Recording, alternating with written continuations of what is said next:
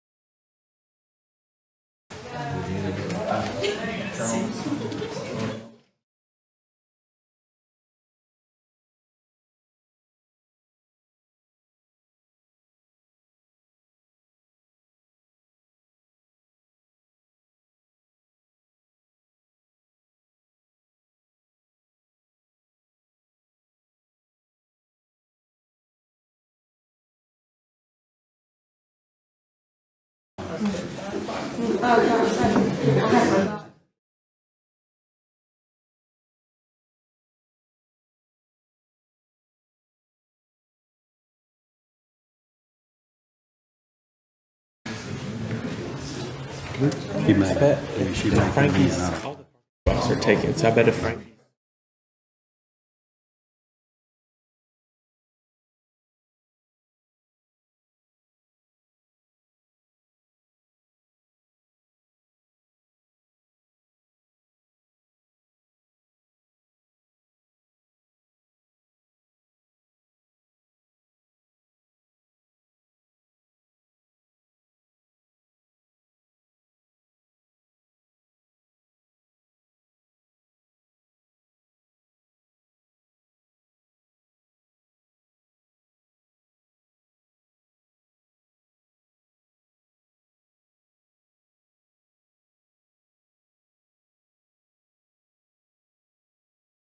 All right, everybody in place, Mr. Ben? Good. Just about 30 more seconds, I believe.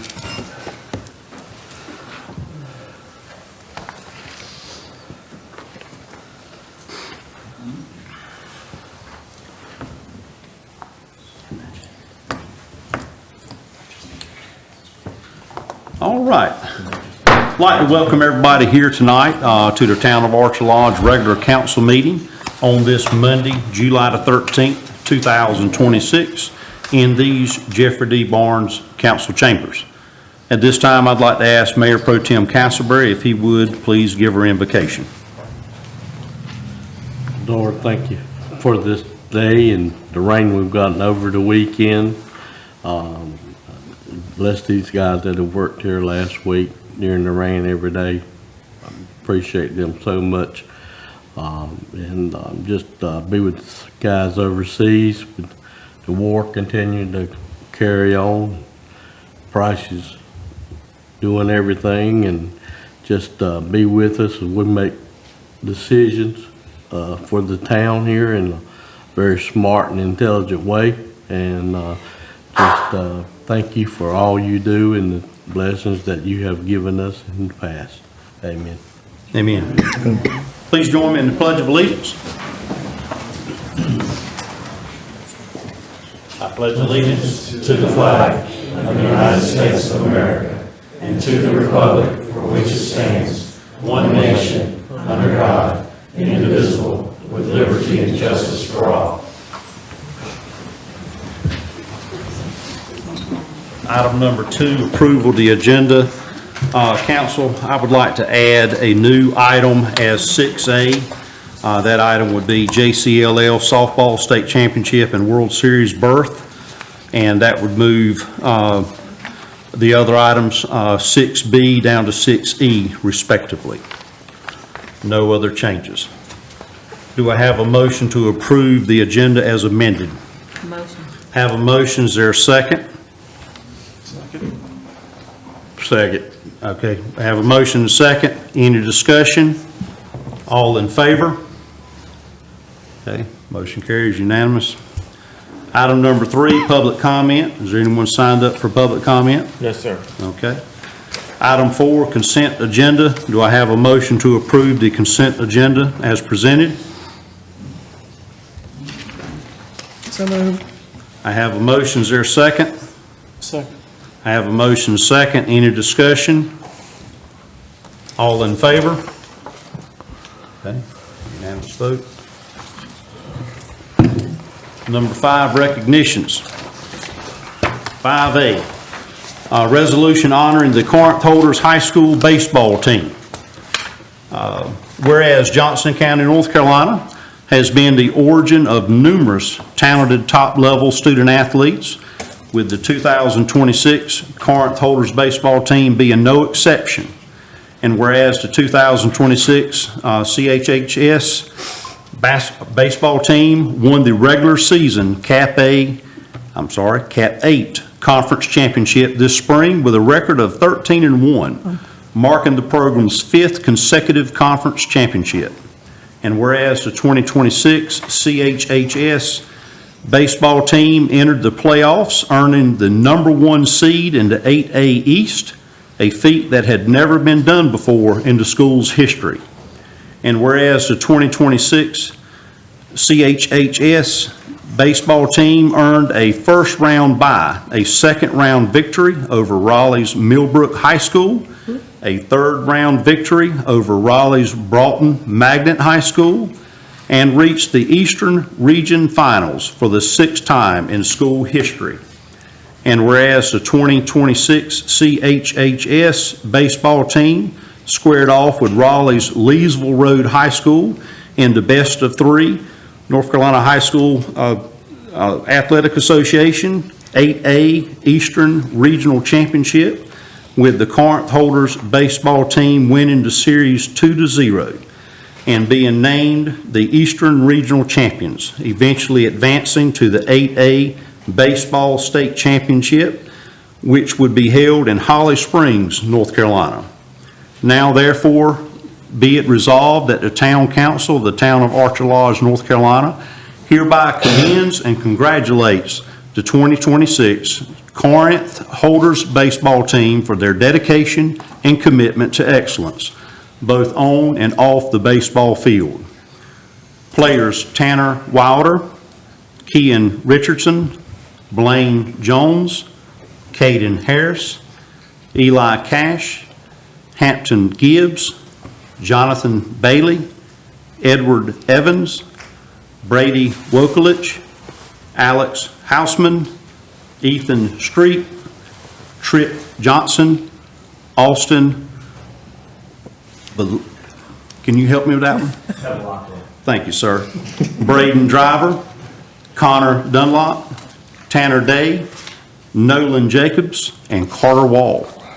Coaches Adam Weaver, Richie Seaton, Kevin Cave, Robbie Story, and Kevin Petty.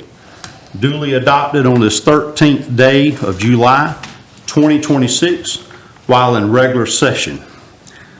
Council, do I have a motion to adopt Resolution AL 2026-07-13A? Motion. Have a motion, is there a second? Second. Motion second, any discussion? All in favor? Unanimous vote. Congratulations, guys. Thank you very much.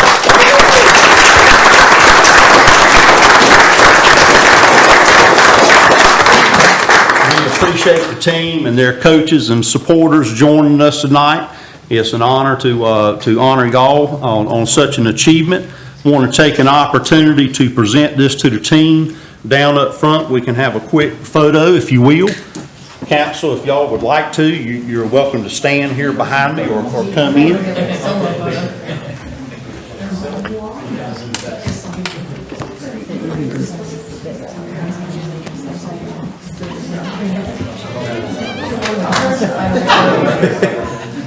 We need to stand.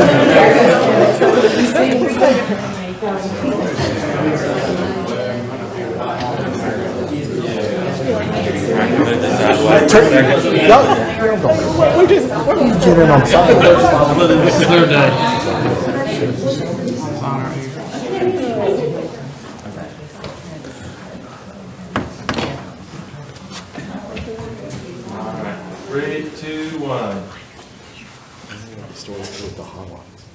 All right. All right.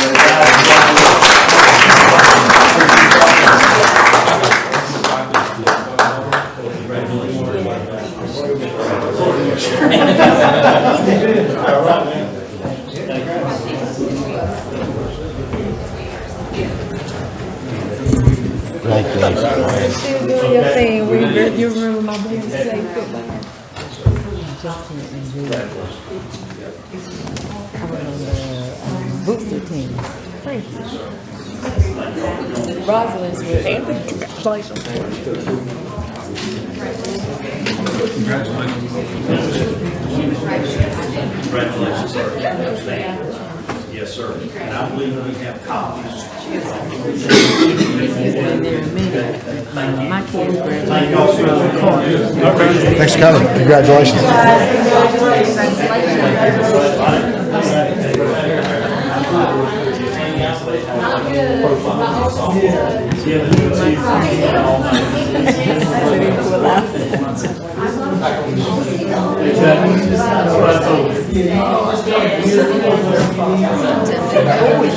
No doubt.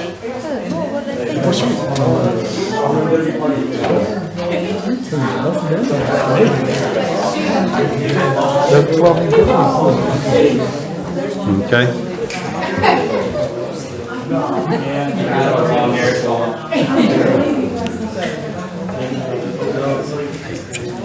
Do we have any members of the softball team with us? I don't think there's any. Are there folks on the softball team? Okay. Okay. Yeah, we've got some coaches and Okay. so maybe some parents. Okay. We need to encourage them to come on in then, I think. Hey, we've only got one here. All of ours are out of state playing ball or being on a mission trip. So 10-4, 10-4, One of okay. our 18 here. Understand, okay. Well, we're gonna honor them, regardless, but we appreciate y'all being able to join us. So item 5B, resolution honoring the Corinth Holders High School softball team. And, on their 2026, North Carolina High School Athletic Association 8A Eastern Regional Championship. Whereas Johnston County, North Carolina has been the origin of numerous talented top-level student athletes, with the 2026 Corinth Holders softball team being no exception. And whereas the 2026 CHHS softball team completed Cat 8 conference play unbeaten to earn the program's first conference championship in school history. And whereas the 2026 CHHS softball team overcame an 11-1 deficit in the fourth inning of the third round of North Carolina High School Athletic Association playoffs to defeat Wilmington's Emsley A. Laney High School 12-11 to advance to the program's first Eastern Regional Final. And whereas the 2026 CHHS softball team climbed the ranks to sweep Wilmington's John T. Hoggard High School by scores of 5-4 and 2-1 to win the North Carolina High School Athletic Association 8A Eastern Regional Championship with a 25-1 record. And whereas the 2026 North Carolina High School Athletic Association 8A Eastern Regional Champions contended in Greensboro for the Women's Softball State Championship for the first time in program history. And whereas the 2026 CHHS softball team fell in Game 1 by a score of 2-1, the 8A Eastern Regional Champions responded in Game 2 by shutting out Charlotte's Providence High School with a score of 8-0 to force a deciding Game 3. And whereas competing with the same tenacity that helped them win the regional championship, the 2026 CHHS softball team contended as a worthy opponent to the final out, leading 2-1 until the sixth inning before falling by the score of 6-2. Now, therefore, be it resolved that the Town Council of the Town of Archer Lodge, North Carolina, hereby commends and congratulates the 2026 Corinth Holders softball team for their dedication and commitment to excellence, both on and off the softball field. Players: May Sharin, Austin Estelle, Savannah Goddard, Brenna Wooten, Blakely Sellers, Ellie McKenzie, Morgan Reason, Kendall Bledsoe, Ava Marks, Ashley Stone, Lauren Sizemore, Grace Pope, Gracie Garan, Izzy West, Peyton Kilman, Kayla Jones, Fiona Stevenson, and Caroline Rexford. Coaches: Dawson Tippett, John Allen, and Lance Brown. Duly adopted on this 13th day of July 2026 while in regular session. Council, do I have a motion to adopt Resolution AL 2026-07-13B? Motion. I have a motion. Is there a second? Second. I have a motion second. Any discussion? Just one, Mayor. As a proud parent of Corinth Holders graduates and a Booster Mom volunteer, I was and still am super proud of our athletes at Corinth Holders. Go Pirates! Absolutely, absolutely. Any further discussion? All in favor? Motion carries, unanimous vote. Congratulations. Anyone here from the softball team would like to present y'all this? Have a photo if you would like it.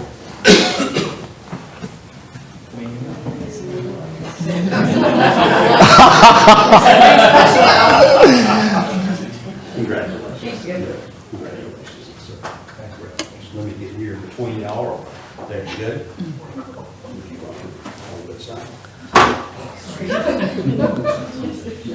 3, 2, 1. All right.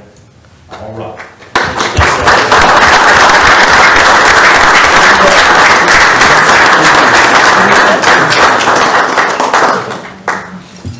You guys.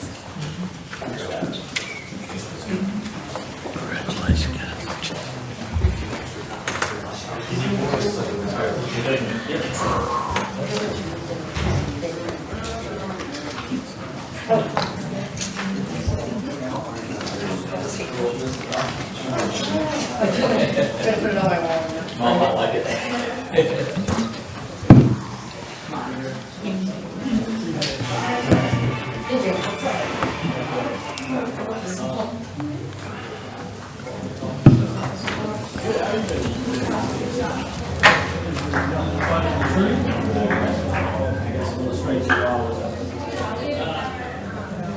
All right, moving along to 5C, 250th anniversary of the United States of America proclamation. Whereas the year 2026 marks the 250th anniversary of the founding of the United States of America, commemorating the adoption of the Declaration of Independence on July 4th, 1776, and the birth of a nation dedicated to the principles of liberty, equality, self-government, and the pursuit of opportunity. And whereas for 2.5 centuries, the United States has endured and prospered through the courage, sacrifice, innovation, and civic engagement of generations of Americans who have worked to preserve and strengthen our democratic institutions. And whereas the semi-quincentennial provides an opportunity for Americans to reflect upon our nation's history, honor the contributions of those who came before us, recognize the progress that has been achieved, and renew our commitment to the ideals upon which our country was founded. And whereas the residents of Archer Lodge have long contributed to the strength and vitality of our nation through military service, public service, volunteerism, entrepreneurship, education, stewardship of our natural resources, and active participation in civic life. And whereas this historic milestone invites all residents to learn more about our nation's history, celebrate our shared heritage, and inspire future generations to embrace the responsibilities and privileges of citizenship. And whereas throughout 2026, communities across the nation will participate in commemorative events, educational programs, service projects, and celebrations recognizing America's 250th year journey. Now therefore, let it be proclaimed by the Honorable Mayor and Town Council of the Town of Archer Lodge, North Carolina, that the month of July 2026 be recognized as the 250th anniversary of the United States of America. In the Town of Archer Lodge, North Carolina, I encourage all residents to observe this historic occasion by reflecting on our nation's history, honoring those who have served and sacrificed for our freedoms, and participate in activities that celebrate the enduring ideals of liberty, democracy, and civic responsibility, duly adopted this 13th day of July 2026. All right, moving on to 5D, we have, I'm going to ask, there you go, Mr. Bone.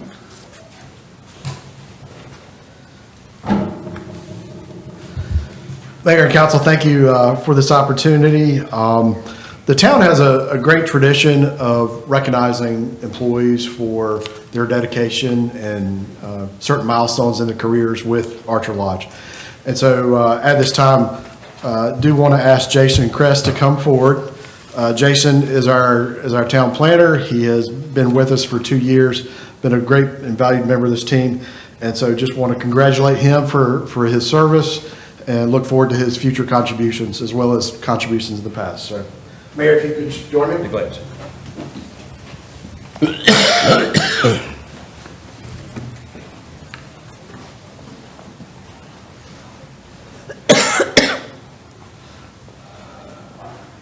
Jason, on behalf of the town of Archer Lodge, thank you so much, and appreciate all you've done, and look forward to everything that you will continue to do to serve our community. All right. Smile. All right. Go ahead. Yes, sir. There you go. Mark. That's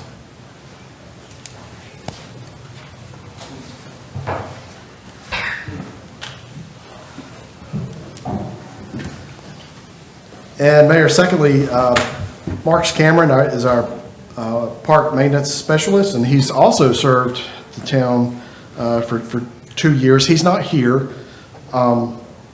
Chris, do you want to accept this for him at this time, or do we want to try to present this to him another time? Accept it for him, okay. So if you would, so the employees get to choose their color. So I think Jason went with red, and Marcus has chosen to go with black. So certainly present that to him as time allows, and again, thank him for his service and the commitment to to Archer Lodge. He's been working a lot recently with the tournament, so he had some long hours last week with it, so I'm sure he needed a little bit of a rest. Yeah, as well as he put in, I want to say about 6 months before he actually became full-time. He was part-time. He was part-time. Yeah. Great. We appreciate his years of service, and please pass along our recognition. I'm going to try to stop by one evening this week, hopefully when he's here. All right. Item number 6, discussion and possible action item. As you'll recall, we amended the agenda to add the new item 6A as JCLL Softball State Championship and World Series berth. And so we'll start off with Mr. David. So Mayor, Council, again, thank you for this opportunity. Appreciate you allowing a slight adjustment in the agenda tonight. I know we've got a lot on the agenda, but you know, the success that the Johnson County Little League and their 12U softball team have just been tremendous. They've had quite a run, and we certainly look forward to them continuing that run, hopefully. And felt like it would be appropriate at this time to ask Ronnie Correa, as the president of Archer Lodge, Johnson County Little League, to come forward and just really help explain. He can tell the story better than I. Just tell the story about how special this really is, and just talk about it. So, Ronnie, could you come forward, please? Yeah, so as y'all know, every time I come to speak, I have notes and I don't follow them. I didn't have time to make notes today, so we're going to shoot from the hip on this. But yeah, so this group of girls specifically has had a core of probably 6 to 8 of them that have been together since they were 9 years old. So they've stayed together, worked together, had the same coach for that long, and they've added pieces here and there, and it's kind of got them to this pinnacle that they're at right now. You know, Little League baseball and softball is, you know, in this area kind of gets confused because everybody calls themselves a Little League, and you know, everybody can say that they play Little League baseball, but we're really the only organization in Johnson County that is truly Little League baseball. And we, along with Little League baseball, they put their World Series on a worldwide platform. Basically, it gets elevated worldwide, where it's shared worldwide, it's broadcast worldwide, and it's a big platform for it to be on. And I think it hasn't sunk. I'll be honest, it hasn't sunk in with me yet. Ben Ketterzoli is their coach. It hasn't sunk in with him yet. Me and Ben have been friends for years, and this has kind of been our goal for a long time, is to get somebody to this point, and it's just it hasn't bought in that Archer Lodge, and not Clayton. We corrected that today, David. They've had so in our charter, it's funny, in our charter we have to charter as Clayton, North Carolina, because our address is Town Hall, and it's a Clayton address. So when they write their stories, Little League writes their press releases and stuff like that, and a lot of times they won't reach out to me first. And with an international tournament like this, they just went into our charter online and just pulled information off of that, and it says Clayton, North Carolina. So they, you know, last week on our tournament, the results, the last game of our tournament was actually on the ESPN app with the final score and stuff like that, and it said Clayton, North Carolina, and it drove me up a wall that it said Clayton, North Carolina, and David got to him before I could, so it's going to be corrected to say Archer Lodge, North Carolina, every time that they're put in the press or in the media going forward. So you know, get ready to get attention on this small community that on a worldwide, you know, worldwide grandstand. You know, it's funny to tell people they play their first game is against Canada. You know, it's funny to say something like that, you know, girls from 8 of them are from 10 minutes from this building right here that are getting ready to play against Canada in the World Series of Little League softball on ESPN2. I know I joke with y'all that somebody gets to go play with ESPN, and we never thought this was a thing that we were going to see, but they're special. And just getting there is not their goal. They're over at Town Park on Field 2 right now, practicing to get ready for the next round. So they jumped right back into it. But Mr. Casper is out there, I think, just about every day towards the end of it, and he can attest to them that they are different. They are not your normal 12U team. Everybody that has umpired out there that has umpired 12U for a long time says they're not normal. Like there's something different about them. So, Tell them about all the shutouts and stuff. Oh God, yeah. So they have, through their district tournament and their state tournament, they have not allowed a run yet. So they are 91. I want to say they've scored 91 runs and have not allowed a run yet. So the state tournament, they never really got close to allowing a run. One of the games was a no-hitter, one game was a two-hitter, and the state championship game, we kept our ace pitcher in the hole and didn't let anybody see her until that game, and we pulled her out for that game, and she had 14 strikeouts and threw a one-hitter in that game. So that's the most impressive part is they faced some decent competition along the way, and honestly, their first game, they struggled. They came out with an attitude they were going to roll through, and they faced a girl that probably wasn't, what, Chris, 4'5", 4'6". She was a small little girl. She couldn't have weighed 75 pounds, and she took it to them for the first couple innings, and then they settled in and won 10-0. But the team they beat in the state championship is a perennial power in the state. It's Rowan Little League. They are in it every year. They're in the state championship just about every year. I can promise you they were outnumbered about 10-1 with people out there. We haven't got back the numbers yet from the county to see how much. I asked them. Yeah, there was close to 1,000 people out there supporting supporting our girls that night. It was, the parking lot was full. It was all the way down to the pickleball courts full. That's not an exaggeration. It was full. So it was something special to see people not even affiliated with our league, but just affiliated with travel ball and softball in Johnston County out there, just supporting them that night. And they were special. It was special that night to be able to see something like that. So with that going forward, it's been a whirlwind of logistics for myself and for Ben over the last probably since they finished up. They let us have a day on Friday and didn't really get into us too hard on Friday, but since then my email's been blowing up every 10 minutes for something that they need. So they go to Greenville on July the 29th, and they will stay down there for the entire week of the tournament. The girls get to stay at the ECU dorms. They're given, I think they stay at the College Inn Suites, I think is something it's called, but they're basically in a college dorm getting to get a pre-college experience down there. And our unlucky coach, well, I won't say unlucky, but our coaches have to go stay with them in a dorm. So they all go down there for a week. As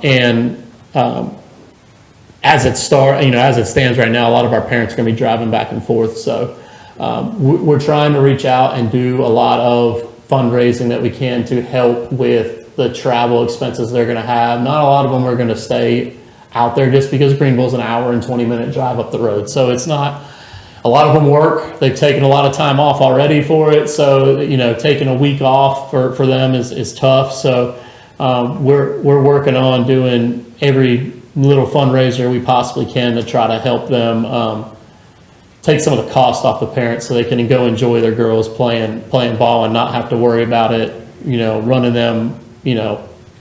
Sometimes it can run them close to $1,000 themselves trying to go back and forth and stay and figure out food and stuff like that. So thankfully the girls are all free. Little League pays for all that. The coaches are all free. They pay for all that. So it's special. And I don't know how to explain it much better than that, but it's a once in a lifetime opportunity for a 12-year-old girl to get to play in the Little League World Series. Today's baseball and softball, there's travel tournaments left and right. They call themselves World Series. You can pay for your way to get in there, and as long as you pay them $450, they'll let you play in it and say you played in the World Series.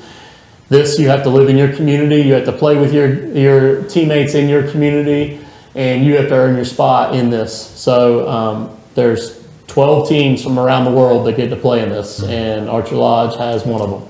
So it's going to be a fun ride. It's going to be a fun week. They start August the 2nd is their first game, August the 2nd at 7 o'clock. They play Canada that night. It'll be on ESPN2 if you can't get out there. So again, that's still odd for me to say is that they're going to be on ESPN2, but it's on ESPN2 that day. I'll be glad to send the entire bracket, but if you Google search Little League World Series, you can find it. Their team North Carolina, so you'll find it all day long. And there's stories out there left and right about them already. So we're trying to manage taking a lot of the logistics off of Ben and the girls so they don't get bombarded, but it's going to be a fun little ride. So it's free. It's absolutely free. There's no cost to go down there. There's no cost for it.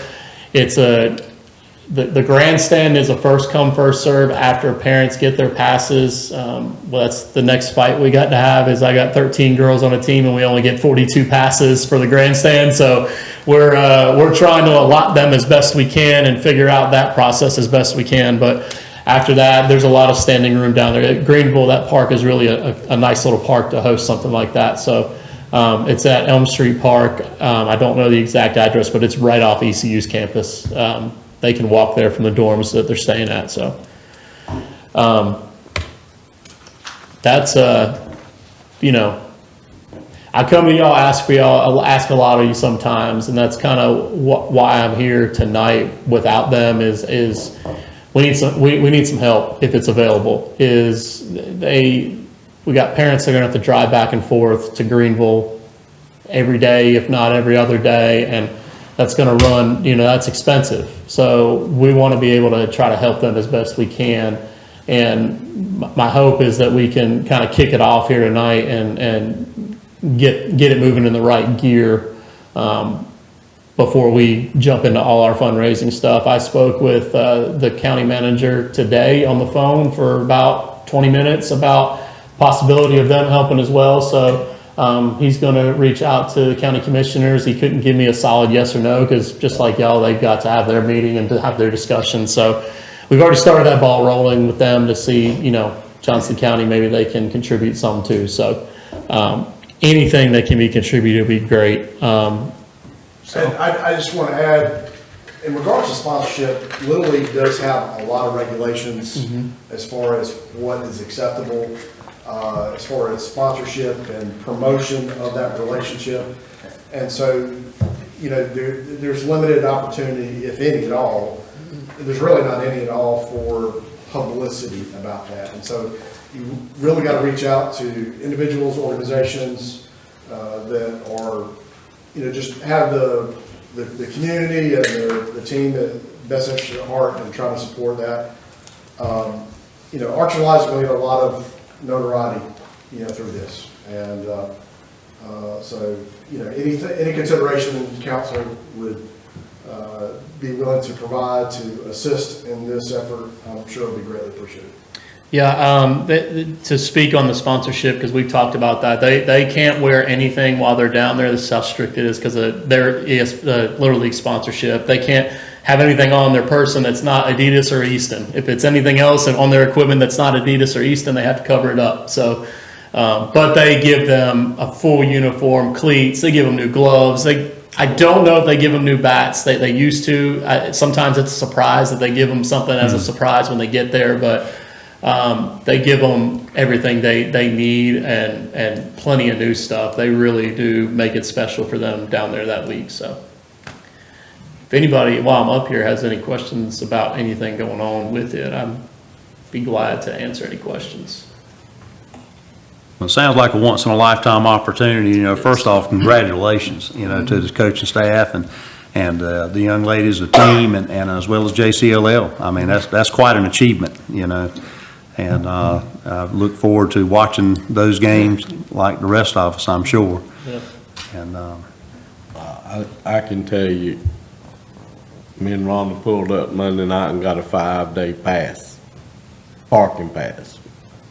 And it was, those girls are as good a girls team as I've ever seen in my life. And we're gonna be there Sunday night. I promise you. And unless something bad happens. And, I have been to Pennsylvania and seen a game at the Little League baseball. Yep. And I wouldn't dare miss this one. It's just another step in my bucket, you know. Yeah. It's,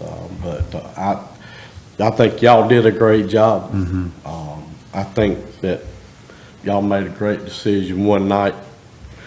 It was just too much rain on the field.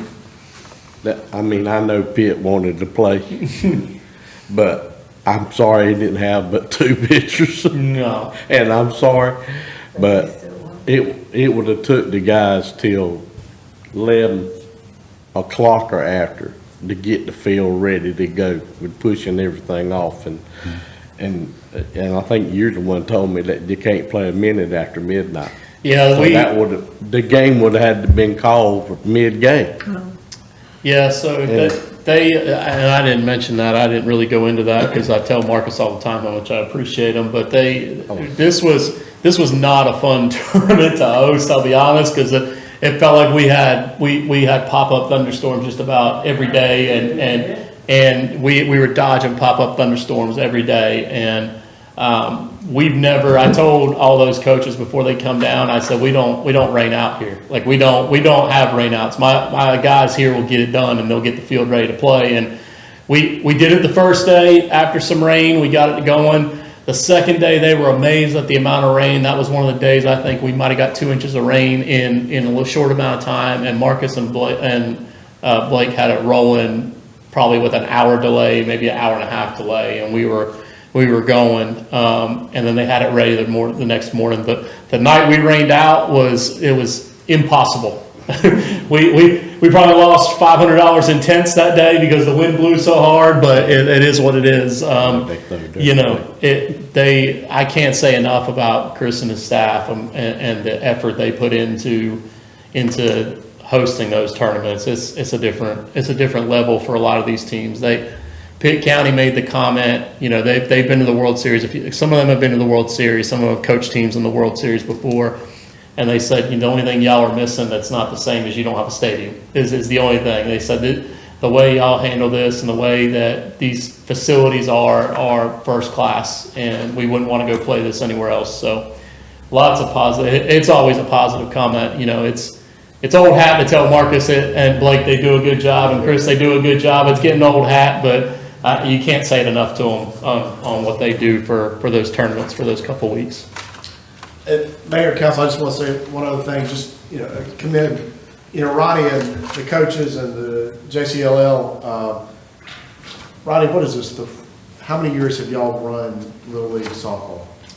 Since 2023. 2023 was our first year of softball. So, in a matter, so 2024. So the 4th year, they're going to the World Series. That's amazing.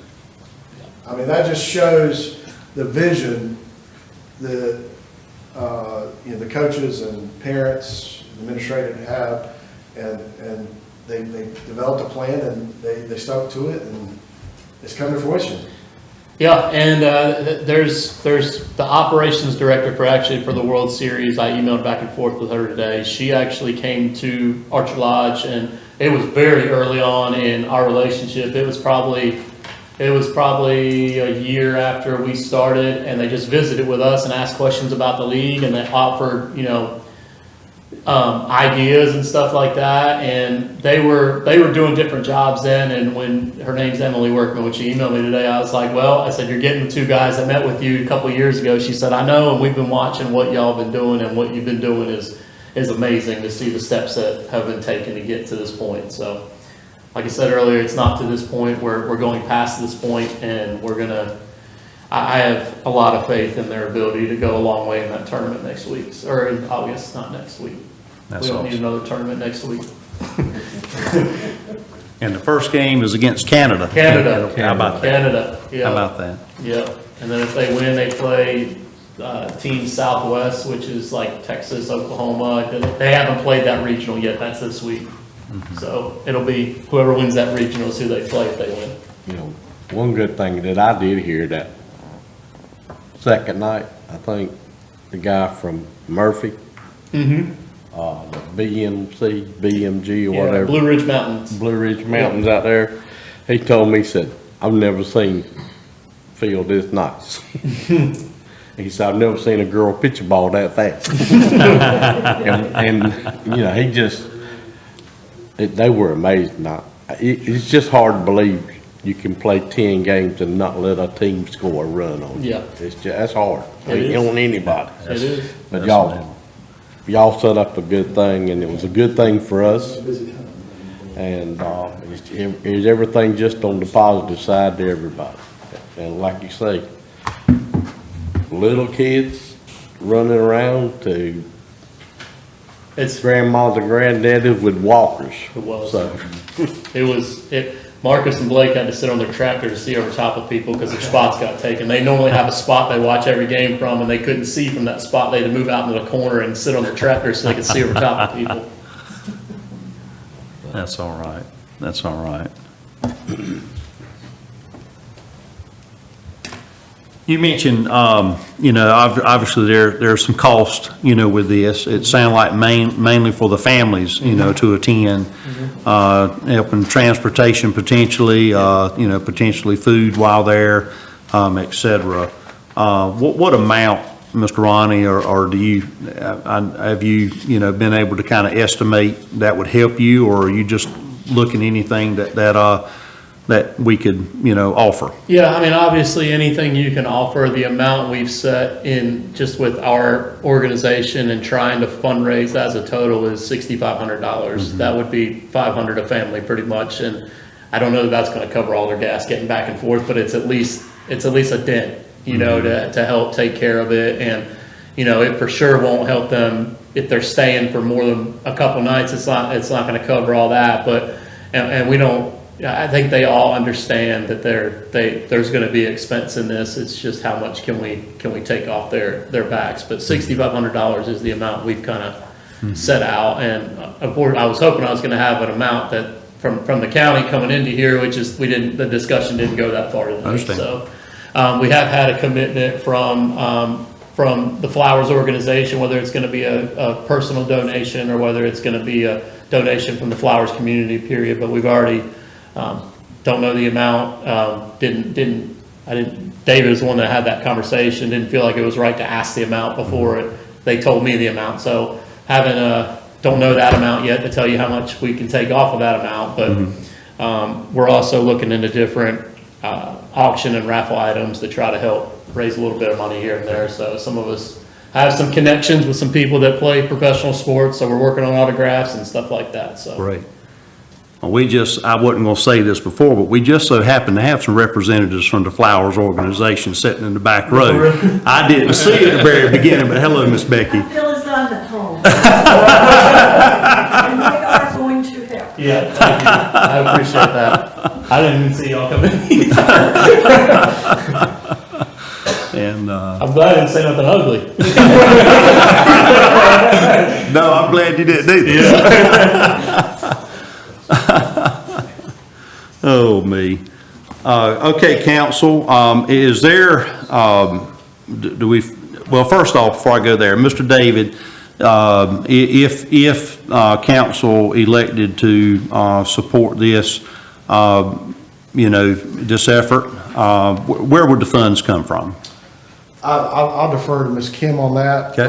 And I'm sure if council chooses to do something, obviously we're going to have a budget amendment at some point, but I think, you know, clarity as far as what you would like to do would certainly help forward. So I don't want to take from Ms. Kim.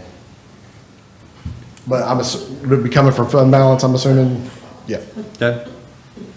All right, I just wanted that for clarification for everybody. Council, what are your thoughts on making a contribution, you know, to the JCLL to help offset cost for the families who are cheering on their players? And we can, you know, if your thoughts are favorable to that, we can discuss an amount. I'm agreeable to do it. I think it's a great accomplishment. I'm struggling a little bit with funds coming out of the fund balance and not reducing some other expense instead. I don't know why that would be, just because I don't have the budget book with me. But I know we've been trying to increase that fund balance. There's some money from the cameras that we didn't install, so we moved that to the, Instead of moving it to the fund balance. so we could take from that. That amount was what, 3,000 if I recall? Yeah, it was. How many, families? 13. 13 families. That 3,000 has already been moved, right, Kim? Yeah, that was a part of the budget adoption. Right. So there would have to be a budget amendment to take it from fund balance. Okay. So that was moved to fund balance, and if council felt that that was an appropriate amount, that would be taken away from it, so, okay. Councilmember Eccles, what are your thoughts?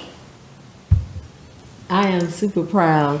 Was able to catch a couple games, and these girls are amazing. Like I said before, my daughter played softball as well, so I am a fan. I wish I had attended more games. And I also agree that we can support them. This is a last-minute request, and I think we should have, for me, another discussion about where the funds would come from and approval and the budget amendment. Are you all looking to vote tonight? Well, I believe with their game starting in August 2nd, we August won't 2nd. have another meeting prior to that to help, How many games are they playing? So it depends on how well they do. It could be anywhere from 4 to, God forbid they lose, it could be up to 7. So it just depends on how they do. I can tell you they have to go down on the 2nd for sure, and they would have to go down on the 3rd for sure. After that, it just depends on how they do. It could be as simple as, for some reason, they don't play well, they lose 2 games, and that's it. But, you know, I don't foresee that happening. I foresee them being there and back and forth all week. I mean, if I'm being honest. I'll make a motion, we give them 1,500 and, for now, so that's about 150 per, or 115 per family for 2 days. okay? So the motion is for 1,500, an amount of 1,500, is that correct? Okay. There's a motion on the table. Is there a second? Second. I have a motion and a second. Any discussion? All in favor? Motion carries, unanimous vote. Thank you. We Thank appreciate you. it. We wish y'all the best of luck. We Yeah. sure do. I'll get you more information as it comes to me, so. I'll be there. Yeah. Thank you all. Thank you. If we don't see you before, we'll see you August 2nd. That's right. All right, item 6B, presentation discussion on the comprehensive land use plan. Mr. Chad Meadows. Good evening, Mr. Mayor, council members. I'm Chad Meadows with CodeRight. This is a follow-up discussion from our meeting back on the 4th of May. I don't have a ton of new material to talk with you guys about. There we go. Basically, just a recap of some of the things that we discussed back on the 4th. Some revisions that we've made to the draft language since then, based on the input that we've received from council. I've got a slide on Village Center and an opportunity for us to talk a little bit about the ETJ and next steps. So I'm really kind of focusing on the goals and the input that we've received up to this point. I did not envision this as a deep discussion into some of the goals, but I'm happy to answer whatever questions you guys have as we go forward. Again, our project objectives for the land use plan here in North Carolina, 160D 501 requires all local governments who want to have land use regulations, zoning, to do so in concert with an adopted plan that needs to be maintained on a somewhat regular schedule. We have some flexibility there in terms of timing and content, but the expectation is that you have a plan and that you keep it updated. This is part of that effort. Certainly updating the census data, which was rather old, some new population projections, Some planning goals. You guys have met all of the planning goals in your current plan. A new future land use map, and then again, support for a potential ETJ. That was, if you recall, that was the impetus for the project, was getting some planning in place as part of a potential request to the county for ETJ extension, and I'll talk more about that in a moment. So during the hearing that we conducted, that you conducted on the 4th of May, there were 4 main areas that kind of came up expressed as issues or concerns, primarily from council members, though we did have some folks in the audience who raised some points. Specifically references to sanitary sewer and potable water extension still being in the document, so I'll talk about that. Continued references to high-density residential and some of the changes that we've made with respect to that issue. There was discussion about a village center and then some follow-up information from members of the community, which I'm going to talk about, and then finally just some questions about ETJ size as suggested in the plan. I'm not going to spend a lot of time here. I'll just let you know that as far as potable water, here in Archer Lodge, people have either on-site water through wells or they get water through the county authority. The likelihood that Archer Lodge would move into a water provision stance would require significant amount of capital that goes back to the county system to acquire their assets to operate your own system. Not likely. I don't think that you'll be in the business of providing water anytime soon. We did have numerous places in the language of the plan about sewer extension. Specifically, pages 26 and 27 under the section 234 wastewater treatment. And what we've attempted to do there is soften any references or outright remove any references to wastewater extension. You guys, I hope, received a redline version of the plan that included the suggested text amendments to the language. And so hopefully you've had a chance to review that, and happy to talk about other suggestions that you have. But hopefully our goal was to soften language that referenced water extension, to clarify that there wasn't a lot of support for that concept. And that issue shouldn't be something that guides the town as it goes forward. The majority of discussion about sewer extension took place on pages 63 and 64 and 66.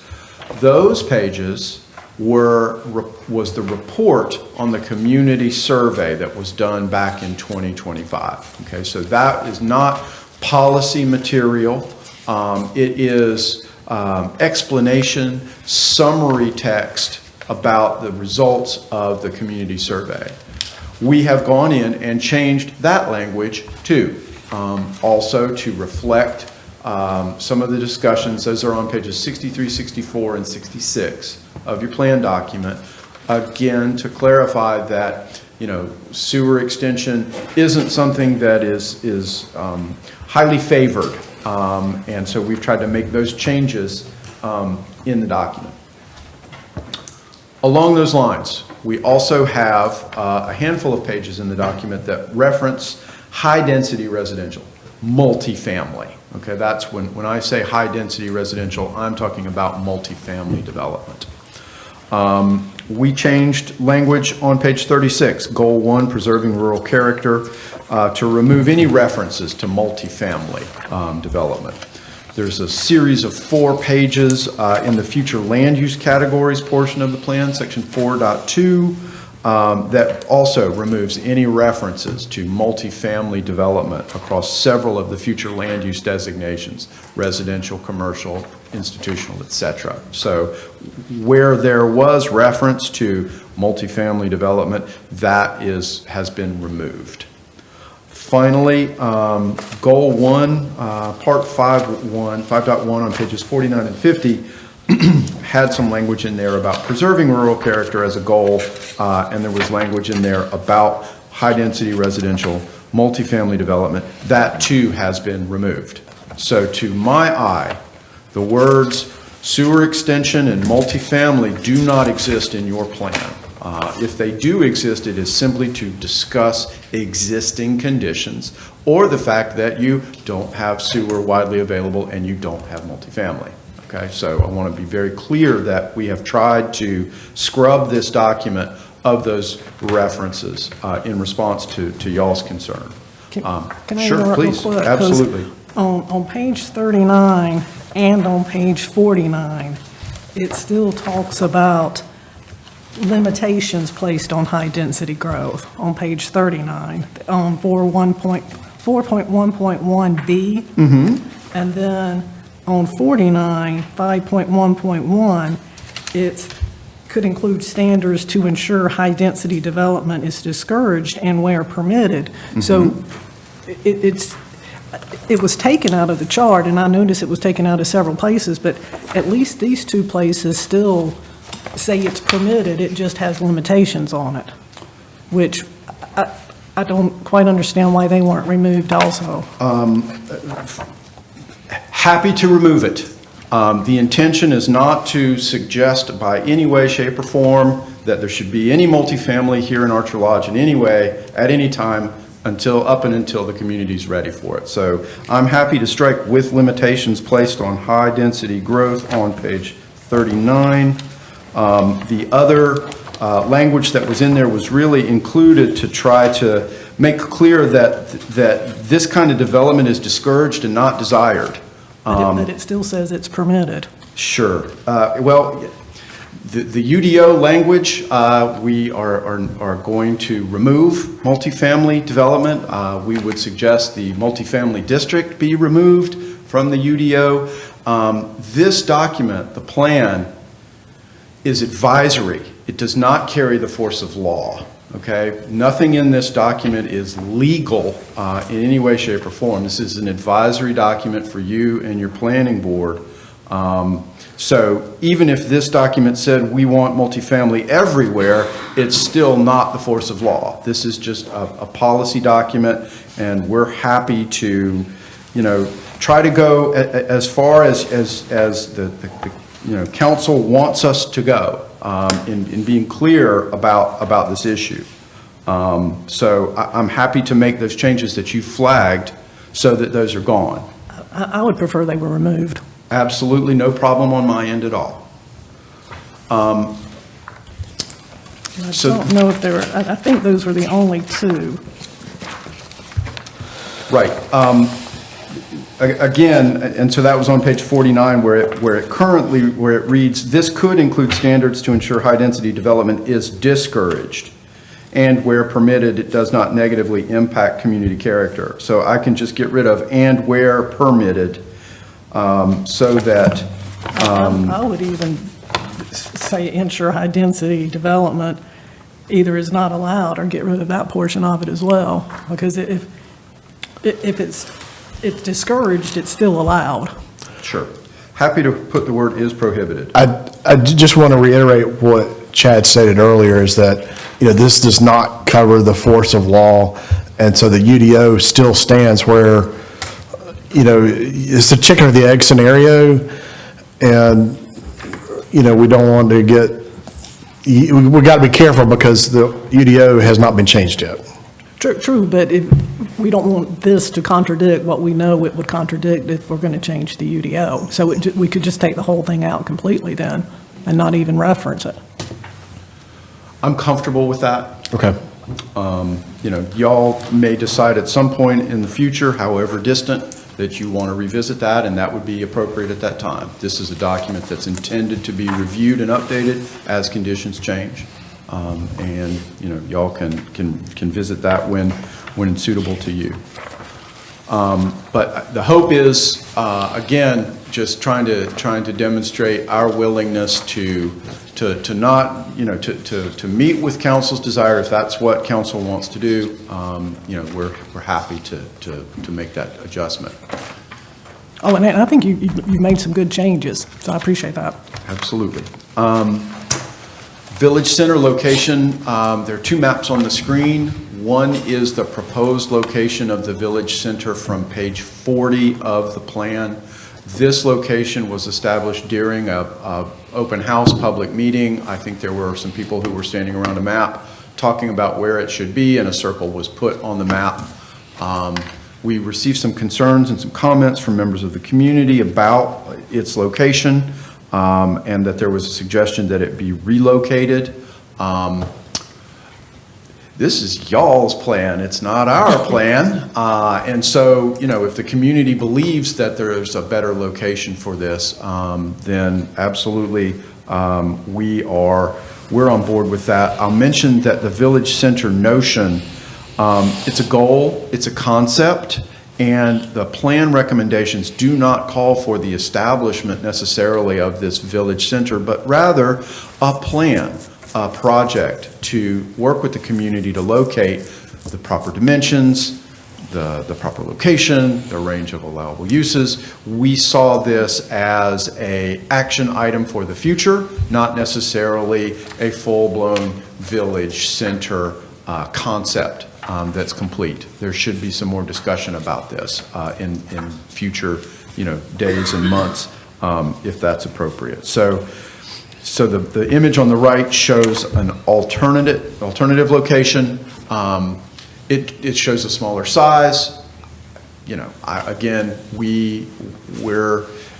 this idea of a centroid, of a center, of a location for the town to work from was the concept. Even if you did decide that you wanted to relocate it, great, still should merit some more discussion with the community, a focused effort. These goals in this land use plan are not the end of the discussion. There should be more conversation. At this point, we're just trying to get this idea of a village center somewhere in town, and that this was a proposed location. So that's really where we are. I'll also mention, you know, we knew that we were never going to infer from the will of the entire community from the people who submitted comments on the survey. But I will say that 46% of the people who completed a survey said that they agreed with this idea that a village center was a good concept. 28% had no feeling either way, and another 28% thought it was not a good idea. But the majority of people who did respond to the survey supported this idea of a village center. We didn't talk about location, we didn't talk about uses, we didn't talk about size, we talked about the concept. And that concept did seem to be supported at that time. Maybe that's changed, I don't know, but that's what we received when we did the public output for that part of it. I think before, if it's the consensus to change it, I like it being a smaller size personally, but it's impacting property that was not impacted with the original location. I think the public needs to look at it before we make a decision to move it. And again, that's a suggestion by a property owner, so that's not anything we're suggesting. And just point of information again, this is just conceptual. This does not create a boundary. This does not create a district. It's conceptual, that is part of the comprehensive land use plan, that is mandated by statute that we have to update on a regular basis. And so as Chad suggested, you know, this is just a concept that needs additional discussion, engagement with the public, and that can be done at a future point in time after the land use plan is updated. It doesn't have to be done before adoption. True, but I think we've gotten more comments from the public on the village center, and I don't know that this has even been on our website, that they've had a chance to see it. I mean, to me, it's just being transparent. If we've had comments on it, and that's been kind of the primary comments, like I mentioned, that I think they need to be able to have a look at it and comment on it. Just point of information, we at the public hearing, we had 2 people that came and spoke about the village center. They weren't necessarily against the village center concept. They were opposed to the impact that they would have on their personal property. But again, it was just two individuals But- that but came I've- out at a public hearing. But I've had several one-on-ones that have gone into more details as far as, number one, why do we need one? And number two, questioning the location as well. So I'm just saying, And I that- think it would be common Could courtesy I to get some show names that. so I could go talk to them and get my opinion, what they're wanting? I'm not You're gonna, just Because I do hear their this all the confidential. time. I talk to people one-on-one, and we don't know who it is, so. Well, I'm not going to ruin their confidentiality that they wouldn't talk to me again. How hard would it be to take out the Village Center from the document? Piece of cake. You can drop the whole goal. So is there consensus on council to take it out for now? I could agree with that. Yeah, for now. Because I agree.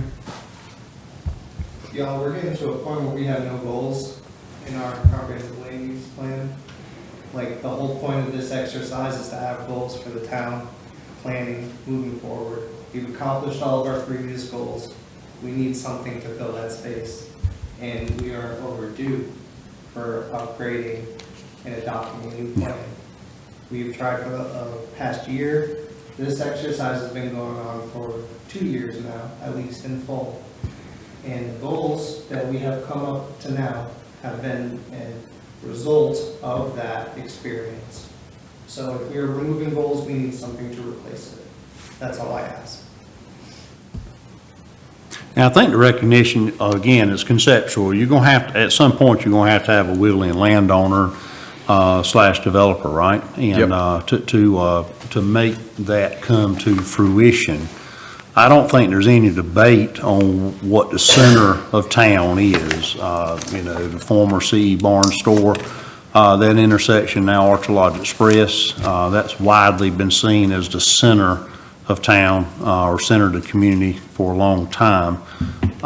We don't know what Archer Lodge is gonna look like 10, 15, 20, 25 years from now, but that is, as Mr. Jason just said, that was one of the biggest reasons for, incorporation, is to have our local input as to what future development, will look like inside of town.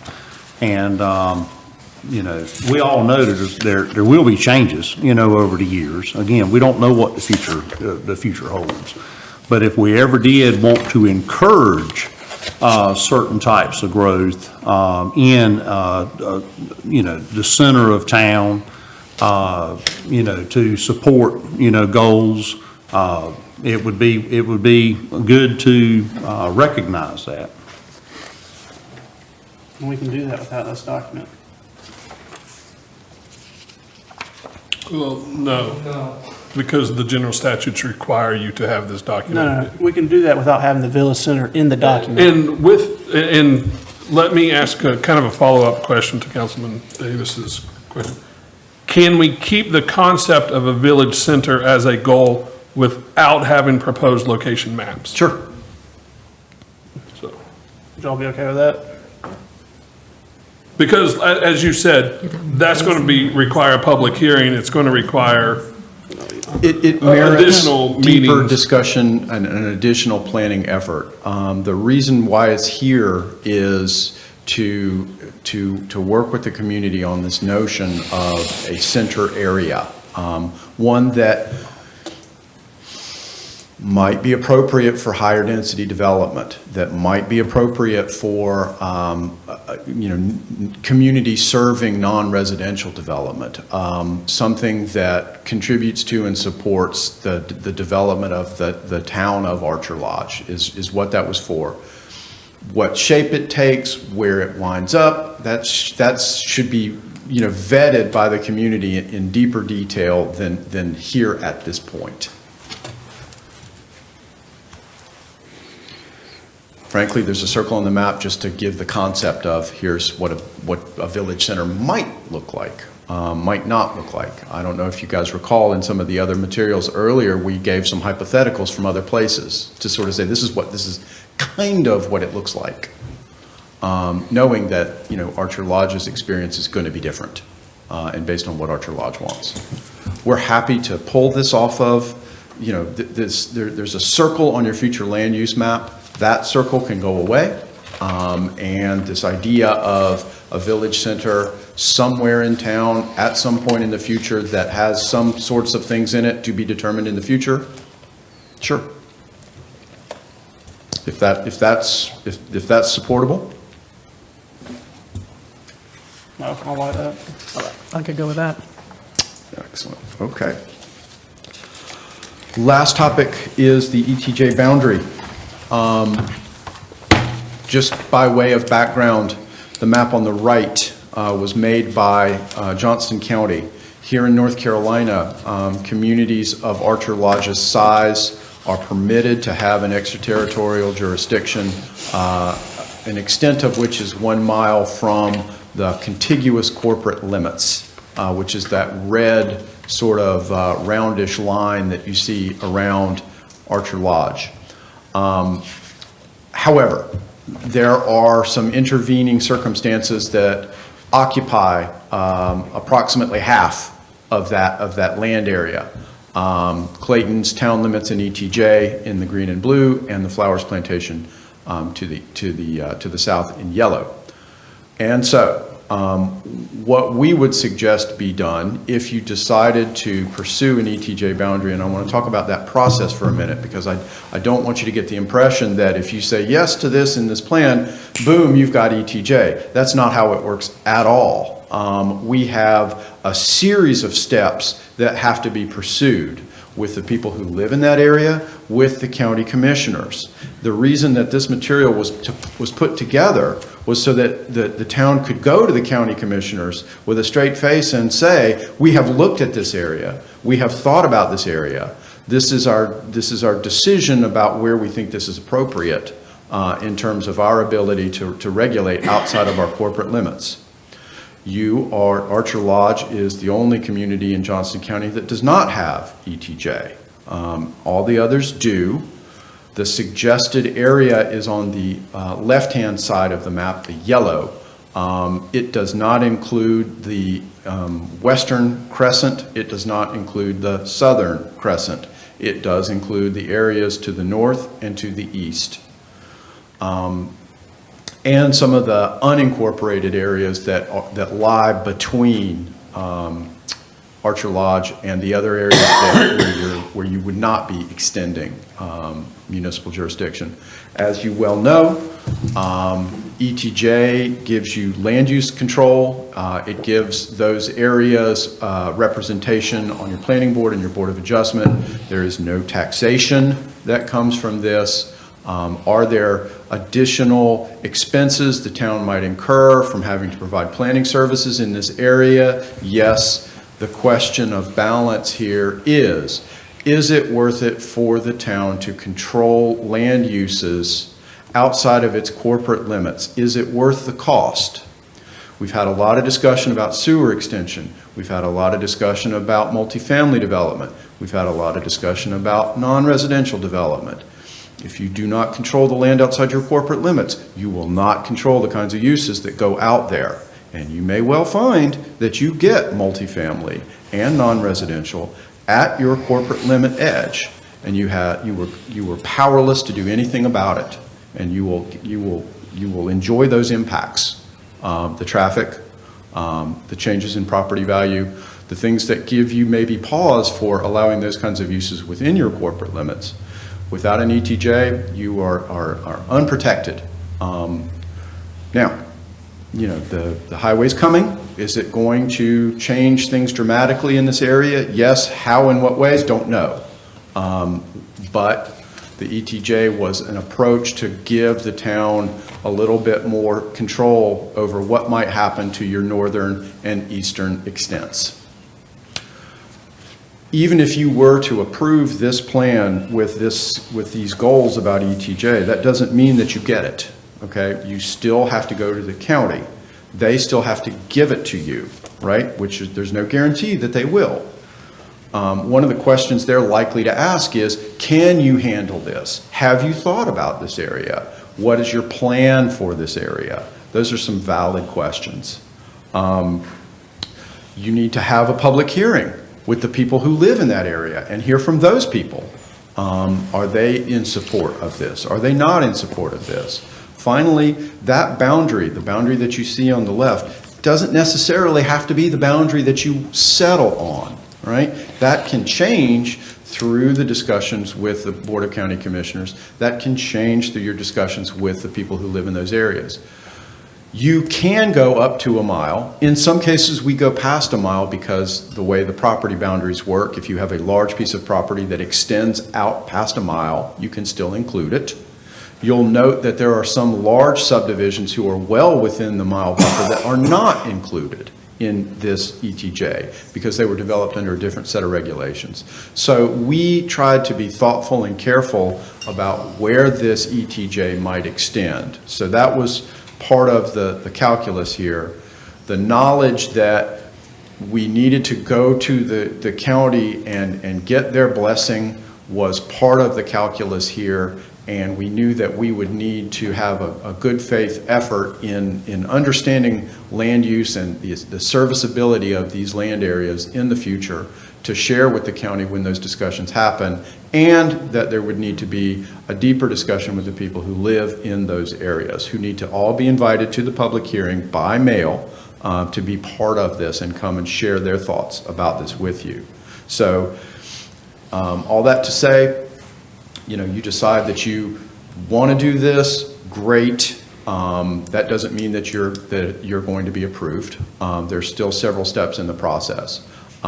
If you decide not to include this in your plan, which you can certainly do, and you decide to go to Johnston County and ask for ETJ, the first thing they're going to ask you is, what planning have you done for this area?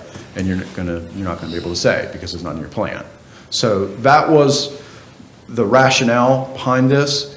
Having this in your plan seemed like a low-cost way to set you up for a decision point down the road.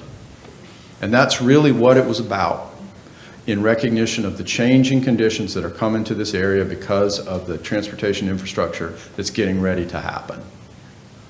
I will also say to you, when we started this process, which has been a while ago, Clayton was preparing an application to go to 3 miles for their ETJ, okay? And that was going to take pretty much the balance of land between you and Clayton and certainly well around your northern crescent.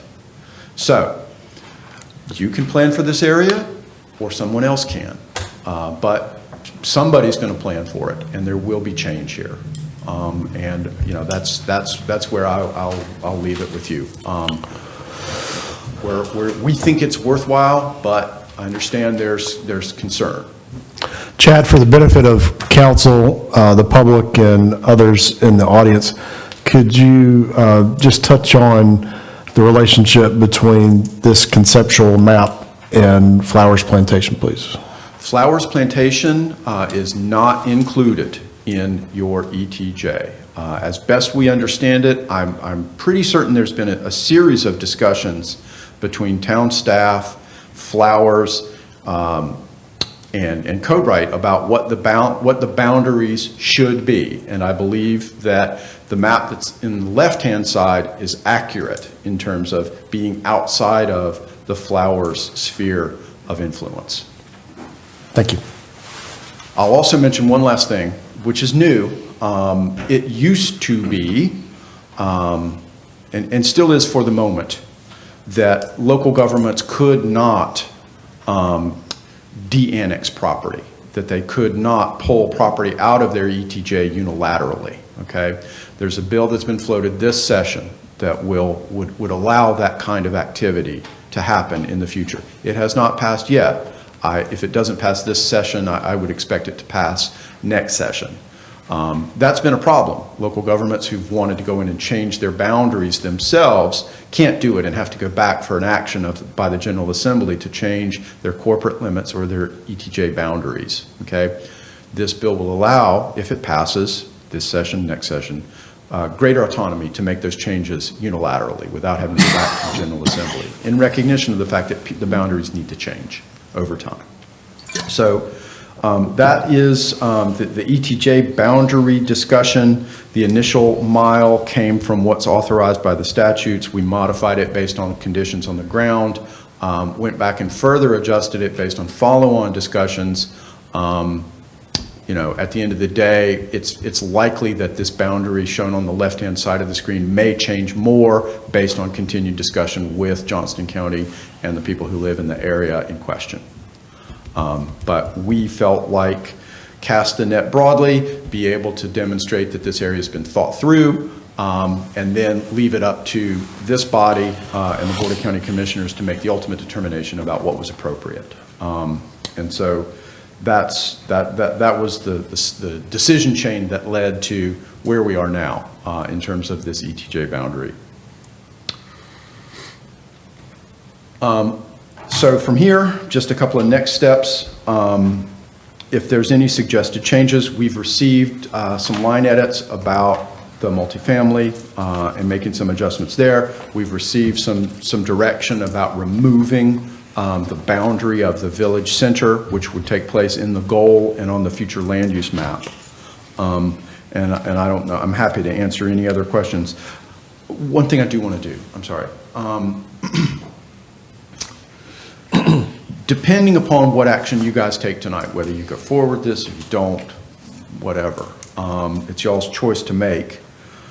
We are bringing a round of UDO text amendments forward. Our hope is to bring those forward to Planning Board in August. Planning Board next week, and you guys August 3rd, okay? Every year, the General Assembly makes changes to the planning enabling legislation, okay? Every year. We have not updated your UDO for the 24 legislation. We have not updated your UDO for the 25 legislation. And we now have before us several significant pieces of 2026 legislation that need to be addressed. Why am I talking about it? The plan includes discussion about removal of an RMF, your residential multifamily district, altogether. Removal from the UDO. So I mentioned that. If y'all are able to make a decision on this tonight, that gives us the affirmative direction to move forward with that change. If you're not able to make a decision tonight, then I assume that we will not incorporate that removal of that RMF district in this round of amendments that are coming through for your UDO in August. So I will plant that seed with you. In addition to your RMF district, the plan also contemplates switching your plan development district, you don't have any of those today, to a conditional zoning approach. And it's not appropriate to talk about that at this meeting, but it is appropriate for us to talk about what that means and how that impacts you in August. I'll suffice it to say everybody's moving to conditional zoning for a variety of reasons. So as you're deliberating and thinking tonight, I just wanted to mention to you that there are some ramifications for UDO-related language that's coming through right on the tail of this. And, it's not going to affect us bringing forward language, it just affects whether or not those pieces are in there. So, Chad, just to add on to that, so we already have, as you suggest, 3-4 sessions of legislative changes to update the UDO? Yes, sir. And then there will be also, at another point in time, some other UDO revisions that might come about based on the land use plan. Is that correct? Absolutely. And There's direct goal guidance in the plan for UDO change, yes. So we've got a lot of stuff in the queue, and the sooner that we can move forward, the better. So certainly encourage council to move forward with consideration of a land use plan at the earliest possible time. Mr. Chad, what was the support from the planning board for this revised document? Support. That was a unanimous vote in favor. From the first time before you all had received it in May, planning board had recommended the document as presented at that time unanimously. I will also mention that all comments and discussions that staff and I have had regarding the document have also been universal approval, maybe some questioning on whether certain things needed to be in there or what the use was. But through explaining it, at least I haven't heard that people did not want the village center as a part of it or as a part of the goal. They would maybe like more information or it to be adjusted in location, but the idea and concept of it was pretty unanimously approved through my discussions and also through the planning board. And I can speak to more of that, but What we had gotten back in March, the planning board was not in support of what was put in there for water and sewer improvements. It was facilitate infrastructure improvements. Planning board recommends the town seeking to facilitate infrastructure improvements, but not in relation to water and sewer improvements. Right, those changes were made in the document. Okay, because I thought he said that it was Yeah, that was unanimously the one approved as section presented. that has been, like, established. Okay. Pretty confidently, but other than that, other than the water and sewer stuff, everything else has been pretty accepted.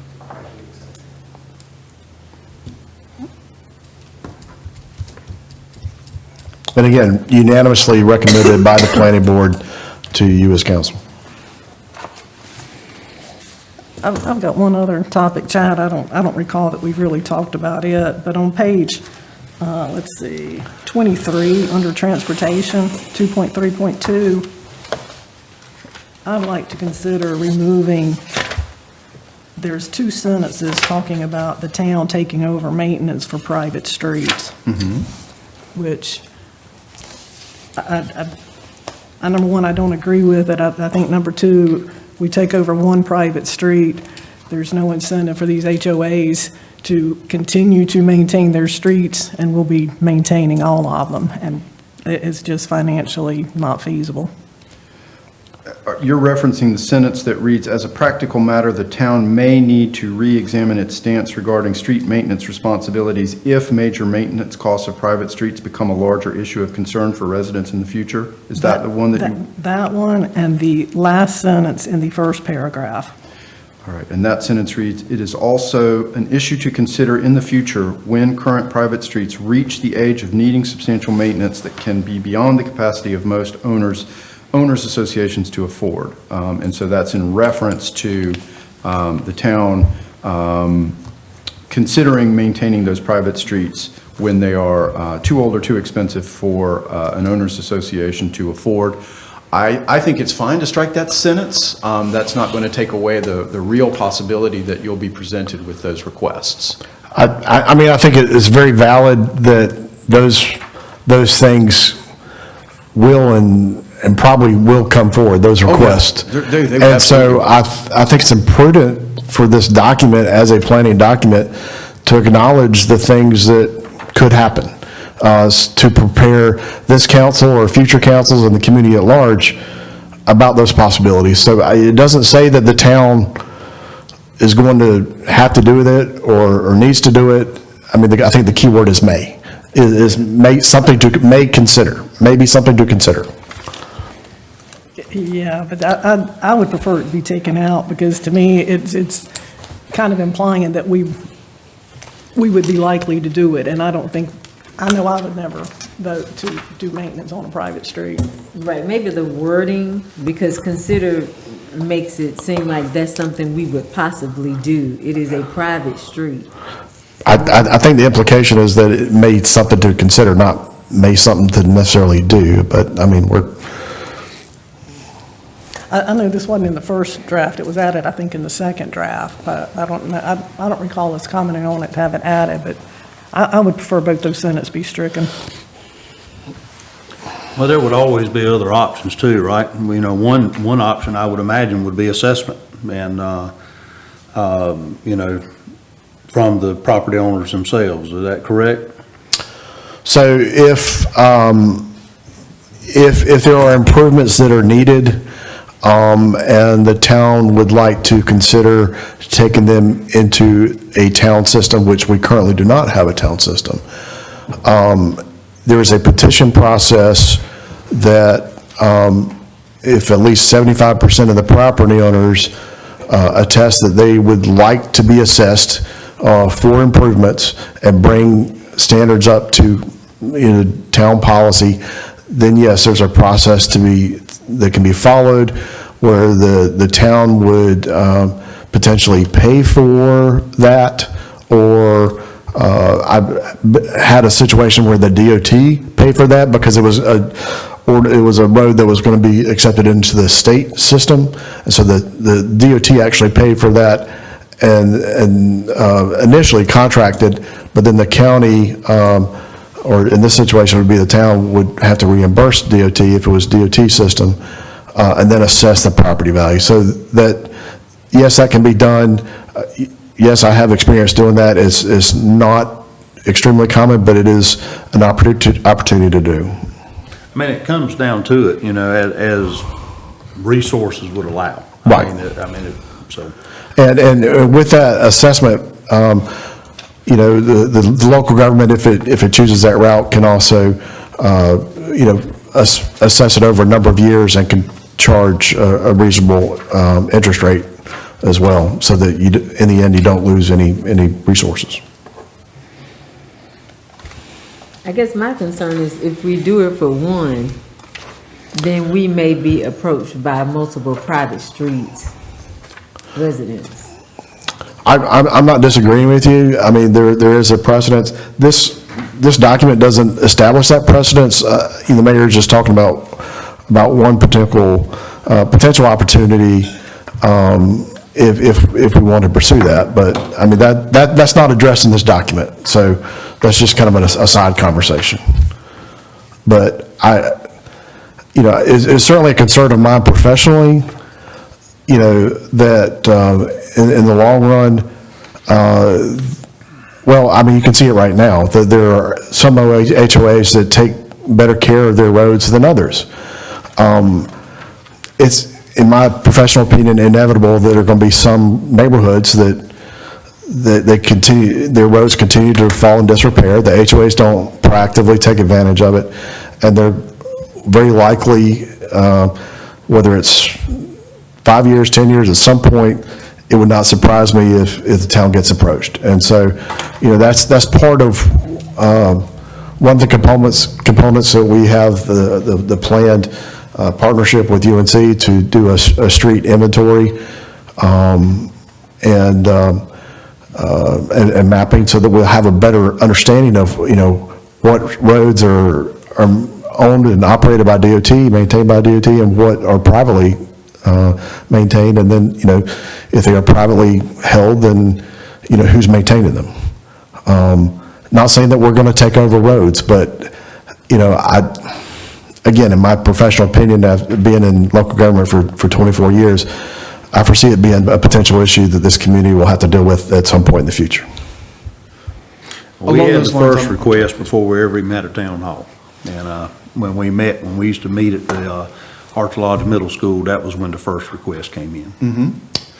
Taking these two sentences out, not a problem. It's not going to solve the problem, which is that you're going to have people come to you and ask you to take over the roads. A lot of local governments do not allow private roads for that very reason.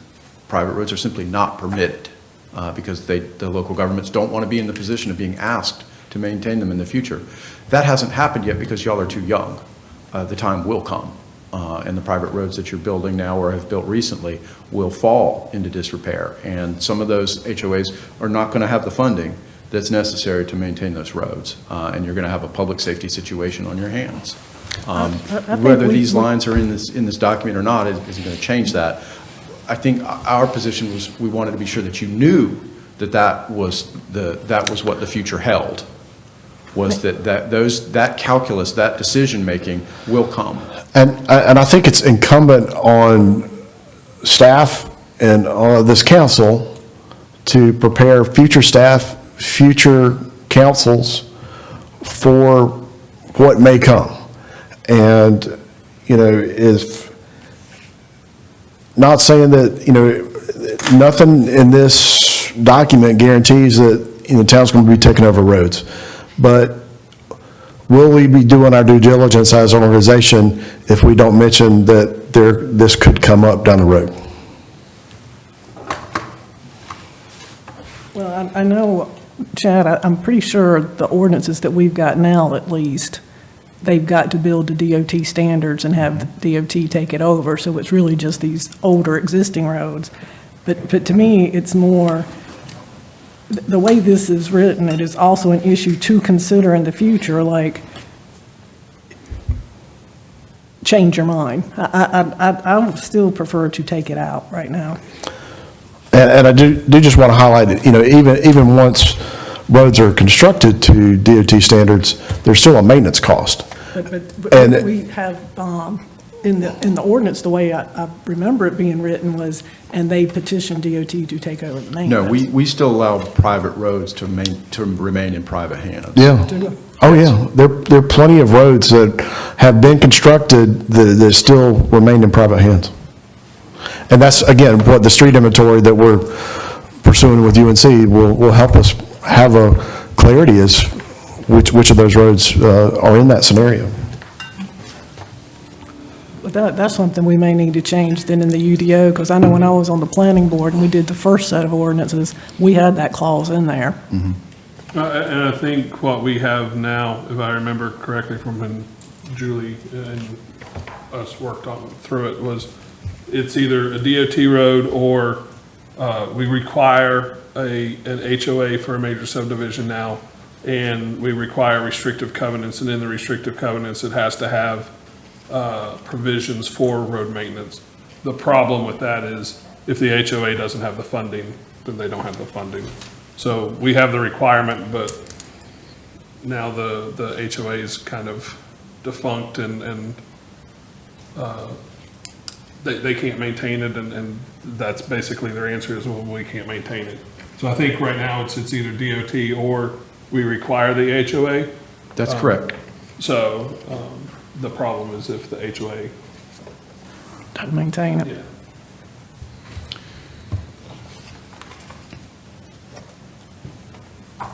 And I don't, you may be able to help with this as well, Chad. If you've seen it, or David, in your experience, I actually just dissolved an HOA. It was like an 11-unit subdivision. They all voted unanimously to dissolve the HOA. We require it for approval of the subdivision. 5, 6, 7 years from now, if the HOA goes, we don't want to be an HOA anymore. How does that affect with our ordinances? That's a great question. Yeah. Since you don't own roads, right? Yeah. If those roads weren't built to DOT spec or weren't maintained to DOT spec, and DOT says thank you but no thank you, I don't know what that means. Typically they would, my understanding, I'm not an attorney, but my understanding is they would typically go back to the prior property owner, roads, Road maintenance agreement. and might go to the land might revert to the center line of the road rather than the edge of the road. Which, conceivably those roads could ultimately be abandoned. Right, exactly. Or some of them be abandoned, or some half of it be abandoned, a total mess. Yeah, I don't know, that hasn't come up yet. It's great to know that we got great things to look forward to in the future. That sounds very challenging. How do we unwind an HOA? I'm not sure, I don't know. It's a good question. Chad, I have a question. How difficult would it be to have multiple options for an ETJ on here in this document instead of just one? So all of these are backed with analysis. All of the existing land use calculations that you see in the document, all of the suggestions that kind of go forward for future land use are all based on that. So there's additional work that would be necessary. All based on recommendations from staff to y'all, correct? Yes, I mean, we had back and forth, we settled on the land area that we were going to use for the study area. If you wanted to change that round, there'd need to be research on that. Okay. And we also had input from Flowers staff on, some of the property in their general vicinity. Right. My advice to you as a practical matter would be to test the water with the county and test the water with the people who live there before you get ready to write another check for somebody else to do a bunch of studies that is going to be expensive. Find out if the county supports this at all in the first place. But if you don't have it in your land use plan and the county asks you, you're not going to be able to say we plan for this area. So the short of it, just to reiterate what Chad said earlier, the delineation on the ultimate request could be decided later. This is, again, there's a map in here, but that's really conceptual, the details to be worked out later. Correct. And that's the maximum? Yes, That's all we have. that's the largest extent that we would suggest you pursue. Now, you, as a local government, have the sole authority to push into other areas that aren't occupied by ETJ or corporate limits, i.e. flowers, if you so chose to. I'm not sure that you would do that, but you have the authority to do that as a municipal incorporation. We gave you the boundaries based on our best guesses and the input that we received up to this point.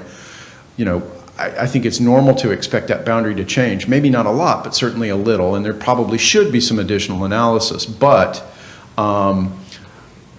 my advice to you is find out if the broad strokes are going to be able to pass muster here before we get down to this line, this parcel, that lot. Okay. And again, the only potentials really, as was stated before, was the north and east, correct? Correct. As a practical matter. That's correct. Clayton's coming from one side, Flowers is already the other. That's correct.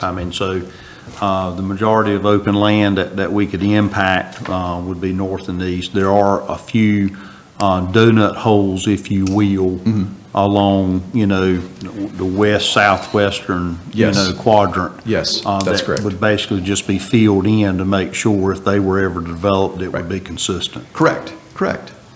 That's accurate. And this does reflect discussions with Clayton. There were also discussions with Clayton with respect to the boundary that was ultimately suggested. Okay. I guess, Jason, if you could answer this, do we have an annexation agreement with Clayton? Oh, boy. I don't think you do. No, I don't think so. But through numerous conversations with Clayton, you all should know, we have a great relationship with them. Get to a mic.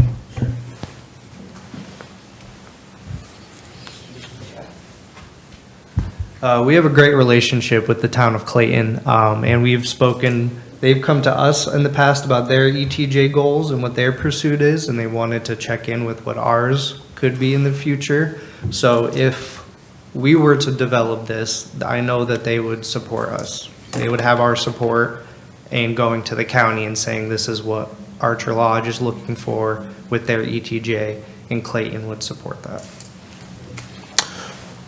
Chad, since annexation was brought up, that term, can you explain what authority the statutes allow regarding annexation? Well,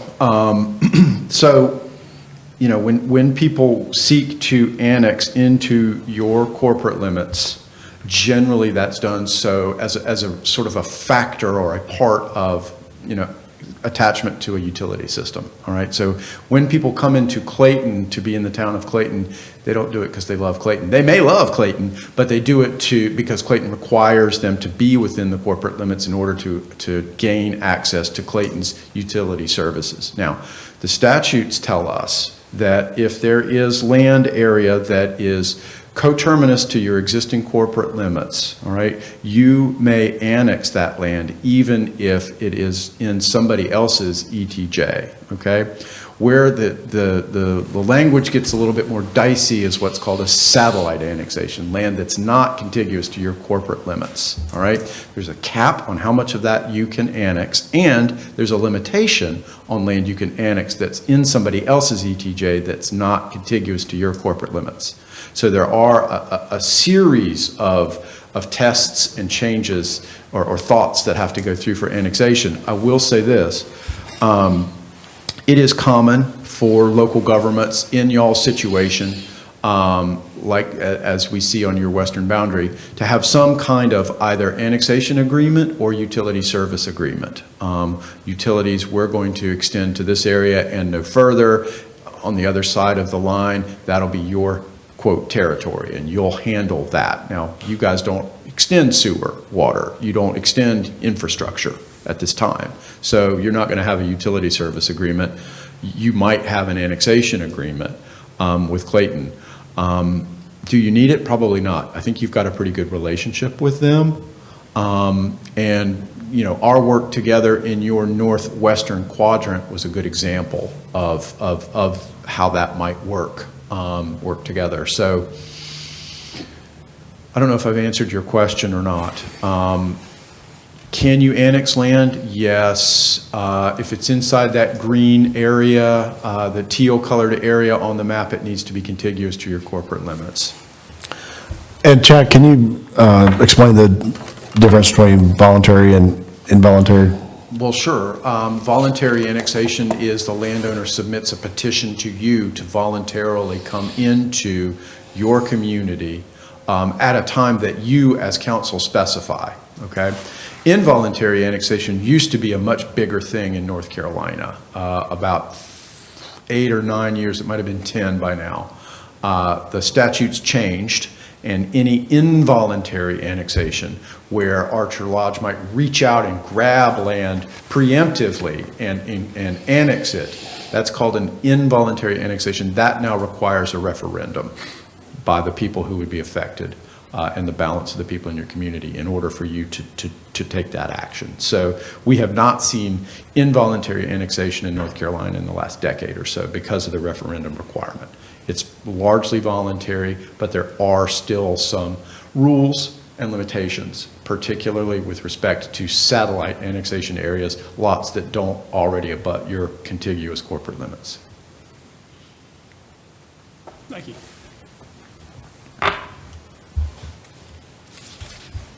Chad, my last comment on page 41, table 4.2, the summary of land use categories. Down in notes, you've got number 1 and number 2, but I couldn't find a number 1 in the chart. Number 2 is with the village see it, center, yeah. but I couldn't find a 1.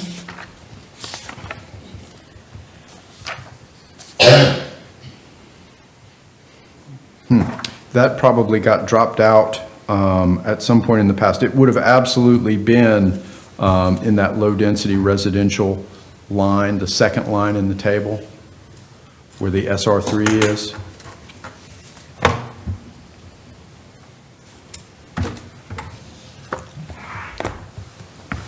Gosh, or maybe commercial, I don't know. I think that's a great catch, and I think we should just strike 1. Oh.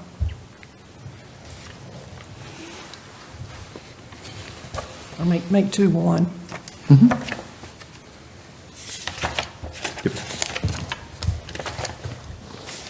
Page 41, Yep. table 4.2. Gotcha.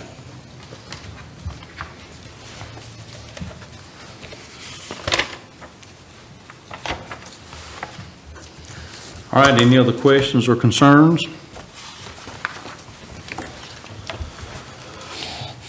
So, Mr. Chad, would you recommend that we make the concerns or comments that were made tonight, you know, to make up I guess, another draft to look at, or what would the recommendation be? My recommendation would be that we make the changes that we discussed this evening and ask that you guys adopt this document relative to the changes that we've discussed tonight, specifically the red line edits that were made during discussion and removal of the village center map, the circle off of the future land use map.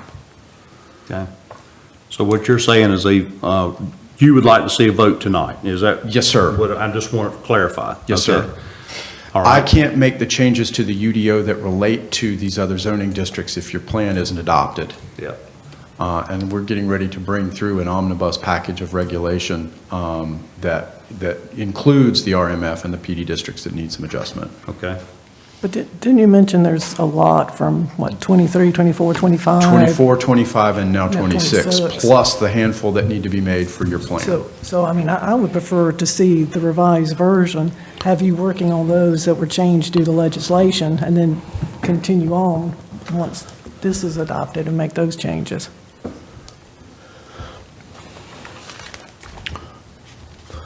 So, council, I believe you've got two opportunities here. One, provide, there have been a number of things that have been enumerated, discussed. Staff, Chad, have clarity on what those changes are, the direction from council. And so one option would be to have a motion to approve this with those changes. A second option would be to direct staff to, along with Chad, to make these changes to bring back to council for consideration of future meeting.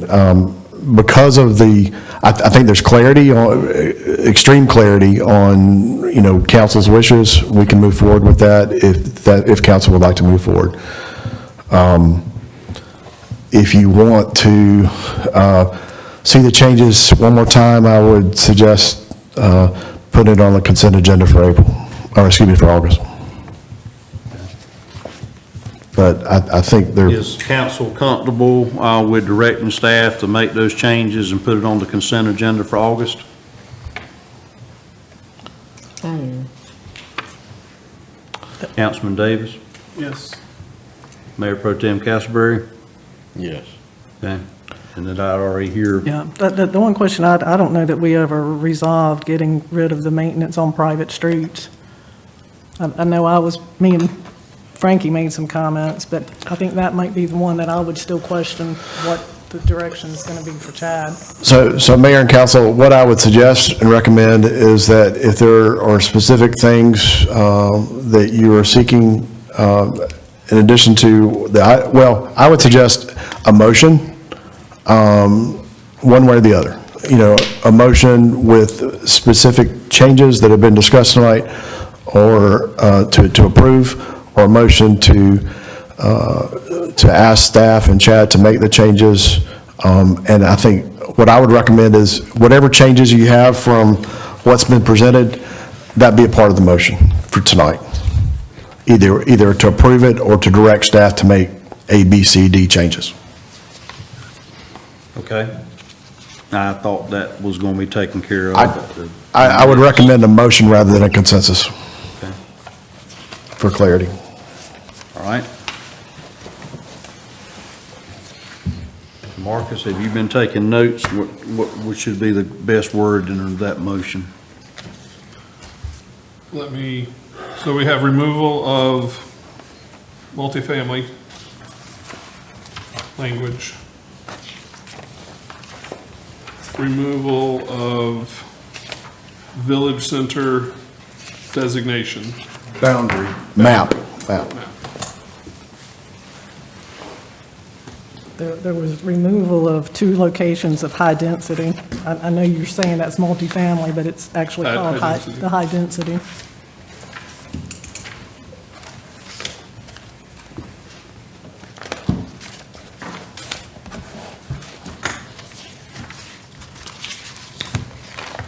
Amendments to table 4.2, Marcus. Table 4.2. And then road maintenance. And I thought there was one other.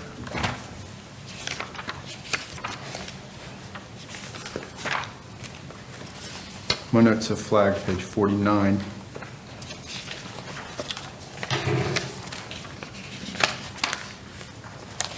Page 41. That's the high density reference. Page 39.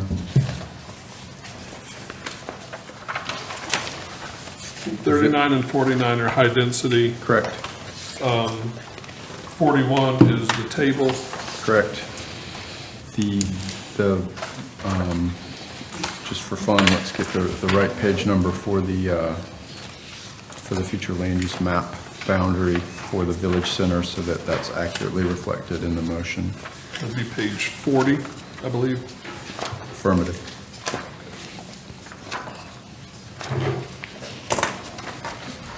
And that leaves us with whatever other changes might be considered for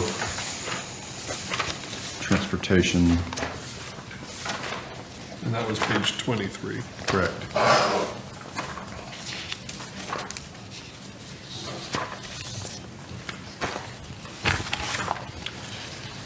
And that's consistent with my notes.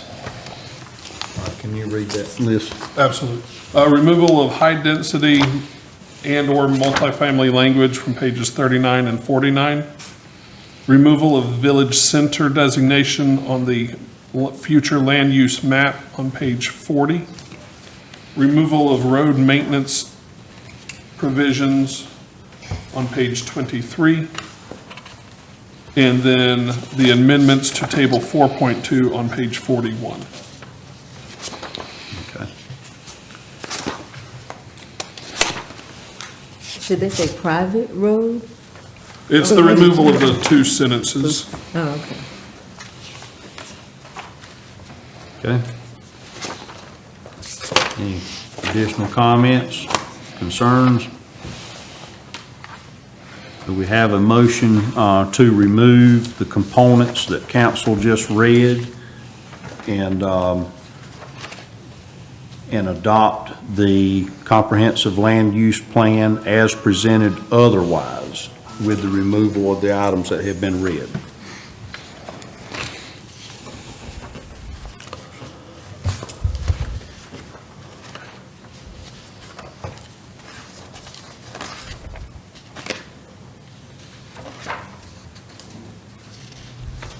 Motion for the amendments and for it to be added to the August agenda. Under consent? Correct. Action items. That's my motion. Okay, we have a motion. Is there a second? So what exactly was it, Frankie, to have it as an action item or a consent agenda for August? Action item. Unless someone wants to change the motion. What's your motion? As an action item, the adjustments. So that's the motion that's before us right now. I'll second. All right, we have a motion second. Any discussion? All in favor? Okay, all opposed? Did you vote? You were opposed? Okay, all right. Motion carries 3-1. Okay. We will make those changes and work with staff to get that back before you guys in August. I thank you. All right. Item 6C, continued discussion on the development of a policy concerning firearms and other weapons on town property. I believe that is Mr. Ben.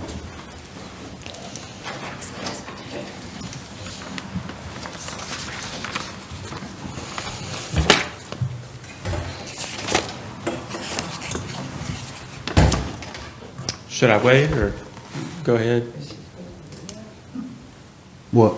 Frankie ran Oh, that. I didn't realize that. I want to be respectful. I don't want to start. I mean, it's up to you. I don't know what the situation. I'm gonna say go ahead. We'll Okay, fill in later. okay, that's fine. Good afternoon, Mayor, Council. Good to be with you all tonight. Just as a reminder, at the June 15th council meeting, or sorry, it's a work session, Town Administrator Bone introduced the topic of potentially adopting a policy regarding firearms on town-owned property. From what I remember, you all had sort of a brief conversation. I think that was one of those long meetings where everyone was ready to go home. And so, based off of feedback from that meeting, staff prepared a draft ordinance that restricted open carry but did not restrict concealed carry. That sort of seemed to be the consensus of council. And so what you'll see in your agenda packet is a draft ordinance to that effect. What you'll also see is included in that is what we're calling other weapons. And we didn't really talk about that at the last meeting, but state statutes talk about other weapons. A lot of times municipalities will sort of lump that in with firearms when it comes to restricting what is allowed on town property with regards to open carry, concealed carry. And so sort of looking at other municipalities, we decided to include that. You all can, of course, take out other weapons, and I'll just discuss that in a second of what other weapons means. But just as a refresher, state law preempts local governments from regulating the possession and carrying of firearms, but there's been some changes recently that establishes a uniform statewide system with regards to concealed carry. For the most part, local governments can't restrict concealed carry, with the exception of publicly owned buildings, grounds and parking areas associated with those buildings, and public parks and recreation facilities, which we happen to have all three of those. And so whenever you see town-owned property in the draft ordinance, that's what that refers to. So we don't have that much property, so that means town hall, town park, parking lots associated with those. And then looking to the future, if we were ever to have any other property, it would of course apply to that. With the statutes, a firearm is defined as a handgun, shotgun, rifle, or any device which expels a projectile by action of an explosion. That's straight from statute. With these sorts of things, you don't want to play around with the language.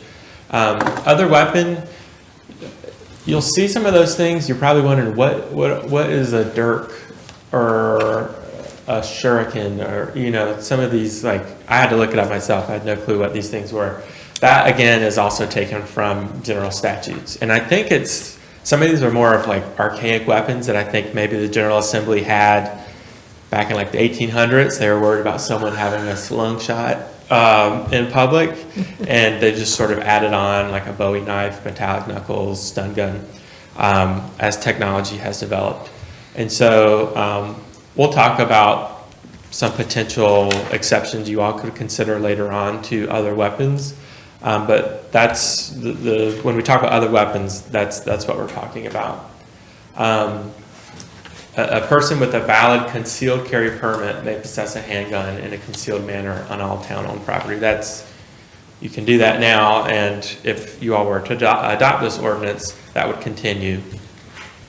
So what would a violation consist of? So a violation under the draft ordinance would be to display any firearm or other weapon as defined by general statutes on or at any town-owned property, which includes the open display of handguns or open carry. These restrictions do not apply to any greenways, trails, or walkways as defined by state law.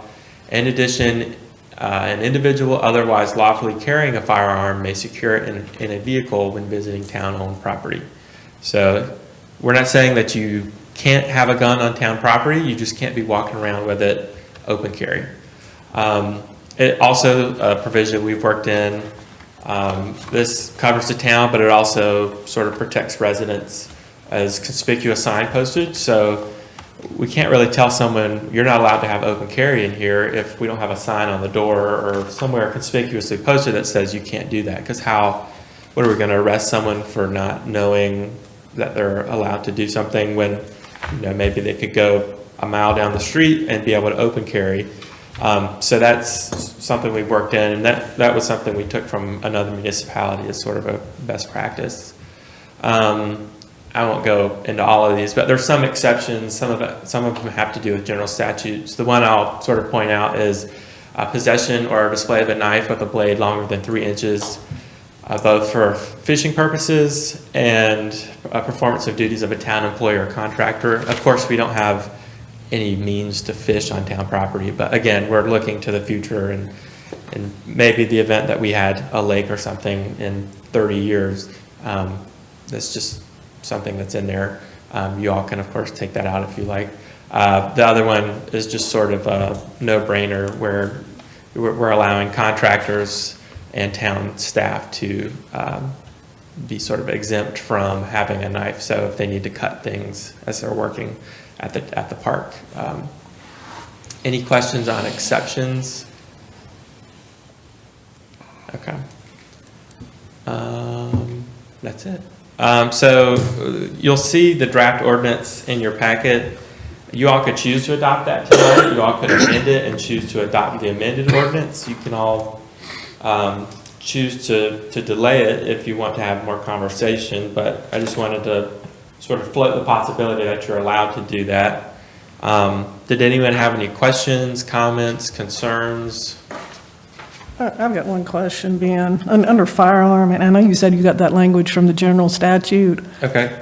But my question is, are you familiar with the Byrna guns? Byrna? Yeah, I do not believe they qualify as firearms. Well, and the only, because I looked it up, because they do fire a Yeah. projectile. Right. And, they look just like a gun, but they're not subject to concealed carry. But just reading this definition, that was the first thing that popped in my head, because it is a projectile that, But I don't think it's But that- an explosion. That's what I couldn't find out. Because BB guns and CO2 pellet guns are not considered firearms. They aren't either, okay.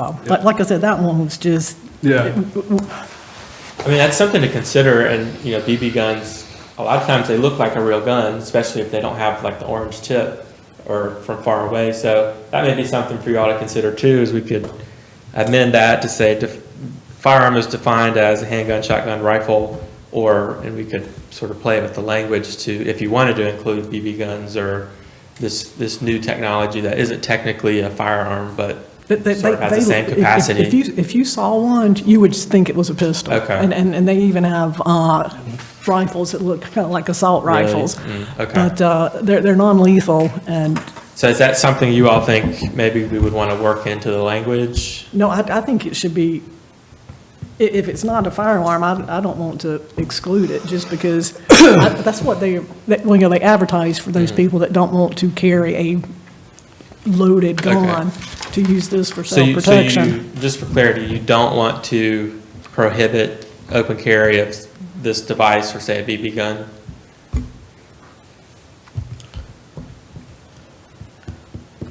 That's for you all to decide. Yeah, I don't know that, John Q. Public probably wouldn't know the difference between one or the other. Article that guy brought in here that night and showed us, there are certain BB guns you can order online that are strong as a .22 pistol. And I consider that a weapon. I mean, I know I used to have a little toy thing and it shot like Orbeez, little like water beads, but you would never know that it was not a real gun, but you could buy it for $15 on Amazon. Well, and I will just, I don't know if you guys talked about this this is my son's BB rifle.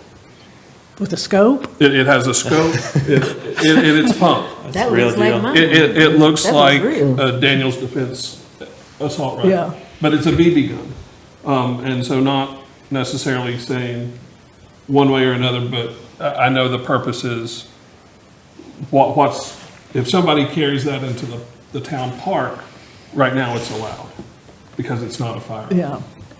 But as you said, if somebody saw that strapped to his back, He's coming in to Yeah. do some damage. so not necessarily saying one way or another, but kind of the intent of the ordinance, what are we looking at?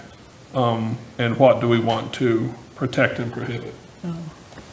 I don't like the definition for the other weapon, for the knife. It it says 3 inches, but it doesn't say if it's the blade, the handle. Or It doesn't define that. General Assembly combination. doesn't define that. They failed at that, so, Would you like to, I'd for like us to to take define that, it? take it, or what was that? Would you like us to add, say, language that says a blade, a knife with a blade longer than 3 inches, or? I guess the blade, yeah, I'd like it better defined. And I'd like to, under penalties, I'd like to make the first offense an infraction and a second offense a misdemeanor. Penalty. Is that something allowable? I will double check on that. I think so, just because it's a town ordinance, we can set that, but I will double check on it. What, I guess then for like the infraction, whatever the highest, financial penalty, I guess up to 1,000. Or 5, I guess 5, it couldn't be 1,000 for the first offense, but, say what? Who enforces this? Would it have to be the sheriff? It would have to be if someone that happens to be on property or if someone calls 911. So we don't have people actively patrolling. If we create an ordinance, we have the duty to enforce it. So what I would say is, if you all adopted this and we have a council meeting and someone walks in with a rifle, what do? Do you call 911? Do you ask them to Approach leave? them? I mean, we gotta be more it's a good question. We have to be more practical with the situation. And we don't want to jeopardize Parks and Rec staff to have to go up with someone. Part-time staff in that, in I- full-time. as- It would be part-time staff that's making sure that ordinance is followed. It would be my direction as town administrator directing staff that anything like this, they would need to call appropriate law enforcement. Yeah. We don't want to put our employees at risk. I will do research on that, Councilman Davis. And Okay. Maybe, you know, 1,000 is probably too much, but $200 for first offense, maybe. Is everyone sort of in agreement on that? Maybe get some more information on maybe infraction versus misdemeanor. Is everyone okay with that? Yeah. Okay. The other question, just I'm going to clarify, Councilman Davis brought up the non-definition of a knife. You know, it says 3 inches, but does that include the blade? Does that include the handle? Would you all like to see specific language that says a knife whose blade is more than 3 inches? Or, I mean, I'm not entirely familiar with. So I guess I'm trying Well, to add an exception for like a pocket knife. It does, Right, it does okay. define it on the second page. If you look at item 4, it says the possession or display of a knife or That's right, yep. blade longer than 3 inches used for fishing purposes only. So, you know, whatever, if we wanted to be consistent with that, you know, that'd Right, probably saying be good. blade, yeah. 'Cause, I mean, Also- I'm it not sure also how long a references- typical pocket knife is. It also references in 5 as well. So, I mean, we can do some research on. I mean, I think what we're hearing is that Marcus has made some notes, and Marcus is going to make some suggestions to bring back. Yeah. And just your traditional Swiss Army knife is probably 4 open. Okay. So I think if you go blade of 3, I think that's kind of where you're. And I guess the other thing I'd like to exclude is pepper spray and stun guns or tasers. The open carry of tasers and pepper spray? Yeah. Okay. Would everyone else agree with that? Is a taser and a stun gun the same thing? I think stun gun is like a handheld, taser's like a projectile. Yeah, taser's what the law enforcement use that actually shoots the bars. The electric shot? Yeah. Okay. Some people own those, so. Yeah. Right. And I know pepper spray, a lot of, especially women, will have them on like their keychain or purse. So, yeah, we can look into that, maybe see what other towns have done with those. I don't want to criminalize somebody for something they carry around every day that's accepted normally. Yeah, that's for you all to decide. So we can have that back at the August 3rd council meeting. Updated draft of the ordinance, and then maybe if you all are comfortable with it, we could potentially adopt that. Any other questions or concerns on this before we move on? All right, thank you.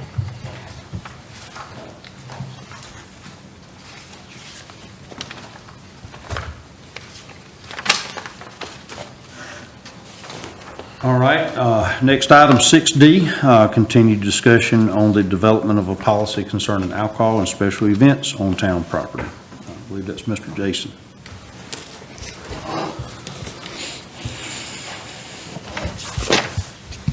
Good evening, Mayor and Council. So as part of our ongoing discussions, we finally have been able to put together a draft ordinance relating to the alcohol use within town limits and on town property. Well, not in town limits, on town property. And special events also on town property. At previous work sessions, there was consensus to pursue drafting these documents, regulating these items. There was a request for additional information about permitting of alcohol for special events on town property. We've worked with our legal counsel to draft revisions to town ordinances that capture the spirits of those discussions and provide town council a potential policy for adoption. There's a lot of language in those documents, but I will say off the top that a lot of that was absorbed from neighboring municipalities that have very similar ordinances to ours in general. And then we drafted those into our own, taking what would apply best to town specifically, because there are a lot of items obviously that will pertain to Clayton that don't pertain to Archer Lodge. So we tried our best to make this suited to Archer Lodge and what the spirit of our discussions have generated. And I'll just go over some of the highlights. Chapter 3, which is alcoholic beverages, is a very short chapter. It was 2 sentences prior. We fleshed that out, that to expand what is considered an alcoholic beverage with reference to general statutes language. Section was added prohibiting the consumption of alcoholic beverages on public streets and municipal property, and consider that some beers may exceed the stated 6% threshold of the language. Most common light beers and lagers that you can get at the store will be in the 4 to 5% range, but as it was brought up in our discussions, that there are plenty of alcoholic beers that come well over 6%, which is what we have in the language and what other jurisdictions have in their language. So we just wanted to make that, highlight that as a point of consideration. Do we want to discuss that before we maybe discuss special events at all? If anyone has any thoughts, yeah. Yeah, because I looked up these, I guess, 5 general statutes, and they all authorize the retail sale of beer, wine, whatever it is. And I guess I was thinking maybe as far as if someone were like to have a birthday party at the park, could they have beer out there, which would not be a retail sale? It was more with either the limited special occasion permit or the bring your own beverage permit. Right. So is that what you're proposing, that it's only for a retail sale when it would be allowed on town property? I believe at least in that section, I don't remember if we included that at all in the special events part. So it would probably be something separate, or it would just be prohibited at the park, as it's written now. Right, but the only thing on town-owned property would be the selling. Right. Not the just bring your own consumption. Right.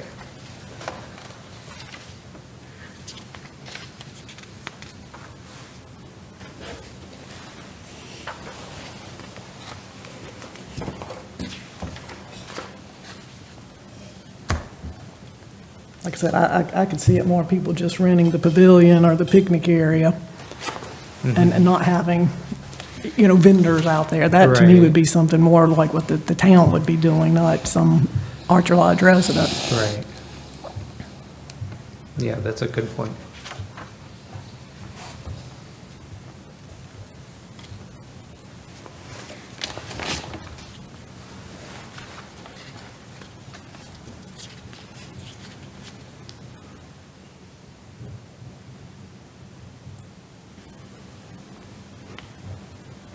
Yeah, because the limited special occasion permit, the permittee to bring fortified wine and spirituous liquors onto the premises of a business with the permission of the owner of that property, and to serve those alcoholic beverages to the permittee's guest at a reception, party, other special occasion held there.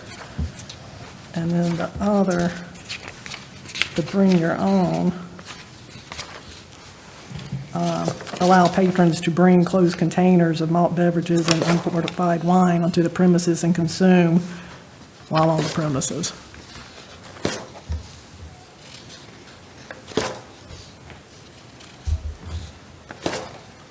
So I'd like for those to be considered.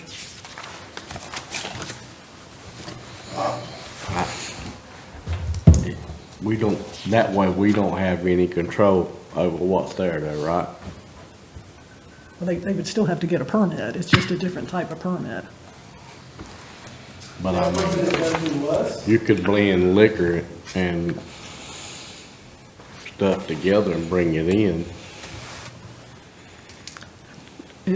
According to what's in here, it's the North Carolina Alcohol Beverage Control Commission. All right, that's what I was, ABC board. Yeah.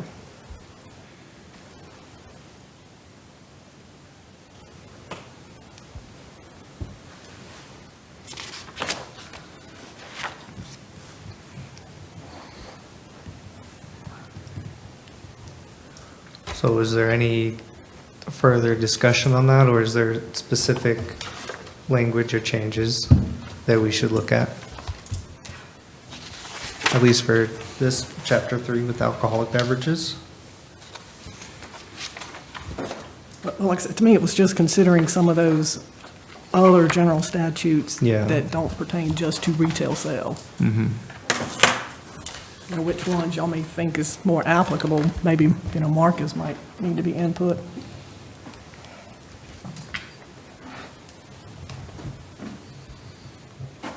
What's your opinion, council, so far as that suggestion?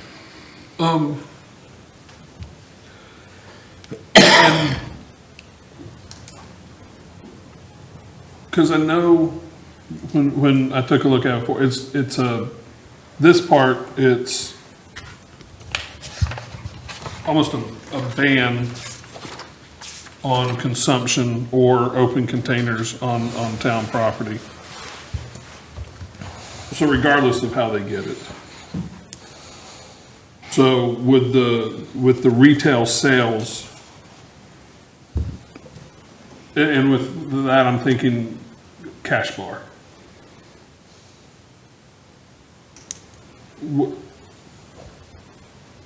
And I think kind of what you're saying is that's more the special event. Well, I was thinking of it more if someone has a birthday party out there at the park. Yeah, They're not gonna have, retail sale. yeah. But it doesn't the other language just say you're not permitted to consume alcoholic beverages at the park? Right. So Well, I that, mean, it happens. Yeah. I mean, I think the intent was, I guess, from the original intent, was to get some kind of like, to inform the public, or if we're gonna allow alcohol consumption, to have a process, like what process does the council want the citizen to go through to allow that alcohol consumption? Because I mean, right now, they can bring it baseball games, they bring it, we find alcohol beverages at the park. And I think this goes back to the weapons on the park as well. It's, if it's banned, how do we enforce it? And Section 3.2. Well, I mean, I think it's with the Where's this ban, agenda? it's, we're looking at more liability. yeah, Where like, if we're saying it's banned, now that lets me know I can add appropriate signage saying no alcohol. beverages. No alcoholic beverages on park premises. But right now, we don't have anything, so it's kind of, Have there been any issues? Do we know of? we haven't had any, I guess, violent issues or anything like that, but again, you have to look at that as alcohol beverages consumed at a park during youth games or at the playground or during, while youth are playing. I want to get us out of the liability that there may, something may happen and we're not covered by not having an ordinance or a policy that states, or some appropriate signage that states that. And again, you're finding empty containers and other evidence on a weekly basis. We do that on a weekly basis. I know I've picked up trash on the park a couple times, and same here. Yeah.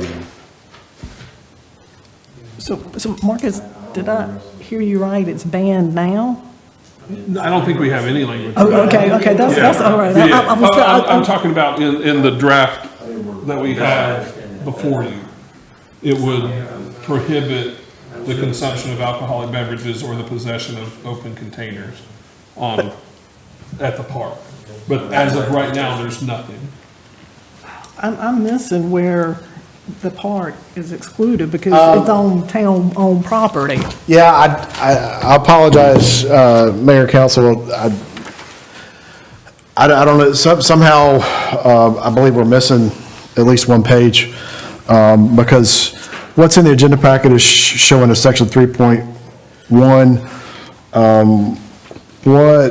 The draft that I've got, that I pulled up on my phone, also had a section 3.2, consumption of alcoholic beverages on public property, and section 3.3, malt beverages, wine and unfortified wine, or fortified wine on Sunday morning. So that's already in there. My apologies, it's my fault for not reviewing this sufficiently, but there are sections that are missing from what's in your agenda packet. So if you would allow us to incorporate with Marcus adjustments and bring back the correct version for your consideration discussion in August. All right. Moving along to item number 6C, then, development of recreation field use and rental policy. That would be Mr. Chris.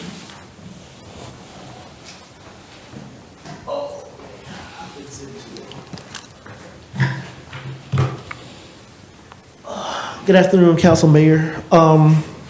Pretty much is what we're proposing is over there, just give you a little background. We have had an explosion of individual commercial as well as individual usage of our open space, that being ball fields, multi-purpose fields, baseball fields, of personal training. Again, we do allow families, organizations, free play of our fields, that being multi-purpose field as well as our baseball fields.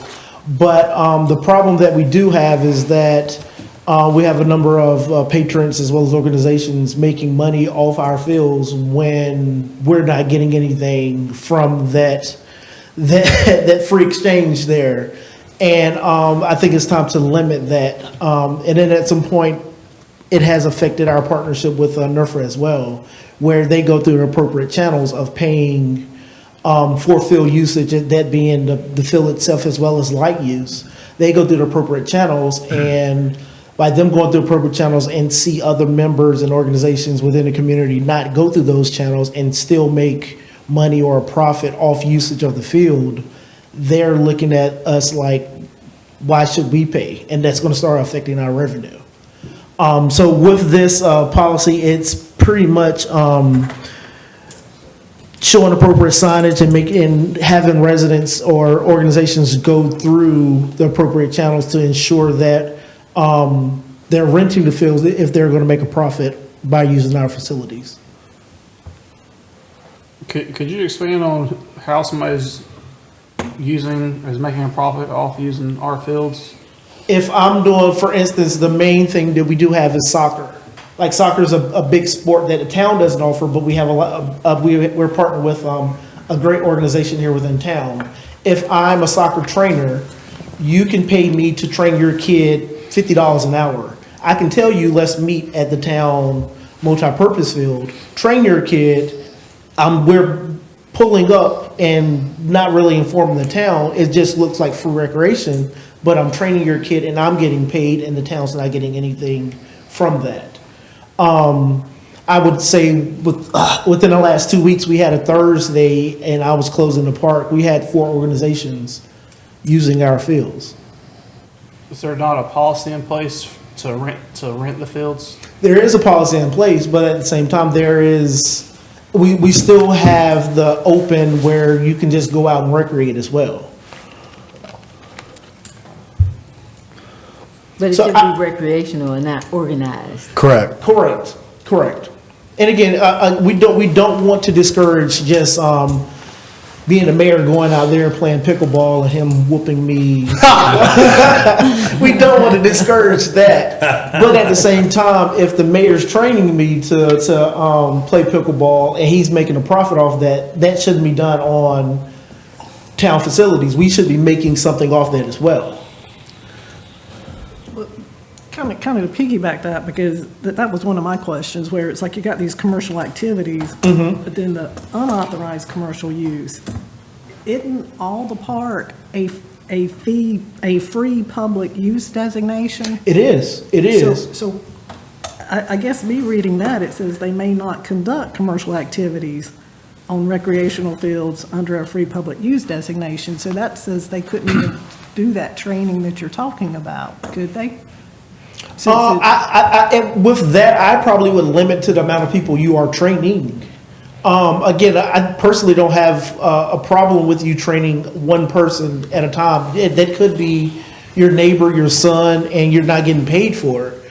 But when we have a soccer academy that's paid, that kids are paying $125 per person for a 3-day academy that are happening on our fields, we have to, something has to happen where we're recouping some kind of revenue from that as well. True, I understand that, but I was confused by that unauthorized commercial use, saying that that type of activity couldn't occur because the park is free use. Correct, and I think based off, I guess, with myself, part-time staff as well as any full-time staff, you can look at the activity and tell if that's training or we're just free play. Because again, once I start seeing a station of cones and I see pop-up nets, that tells me you're training at a different level rather than you guys are just going out there as a family and playing a sport, using it as free space. And again, I think with this, it would let us know that we can add appropriate signage as well. Because right now we don't have any signage saying you can't do it. Yeah. So if we don't have any signage, it kind of opens it up where you're not telling me I can't do it, so I'm going to do it until I cannot do it. And it's definitely happening, and all you have to do is ride past here, you know. Correct, like it happens every day. And again, I don't want to, I know a lot of people make business off of it, but again, we're being looked at like if you want to do something for free, you can just go over to Archer Lodge. And that's what we don't want to set a precedent on. You get wear and tear on your field, wear and tear on the equipment and that type of thing, and there's no offset to that, so. Correct. And, we've talked about, the need to maintain our facilities, and this is another way to help generate some revenue to help cover some of those costs. We're not going to get 100% cost recovery, but if folks are charging to use our facilities and we're not charging them for that, it's on us.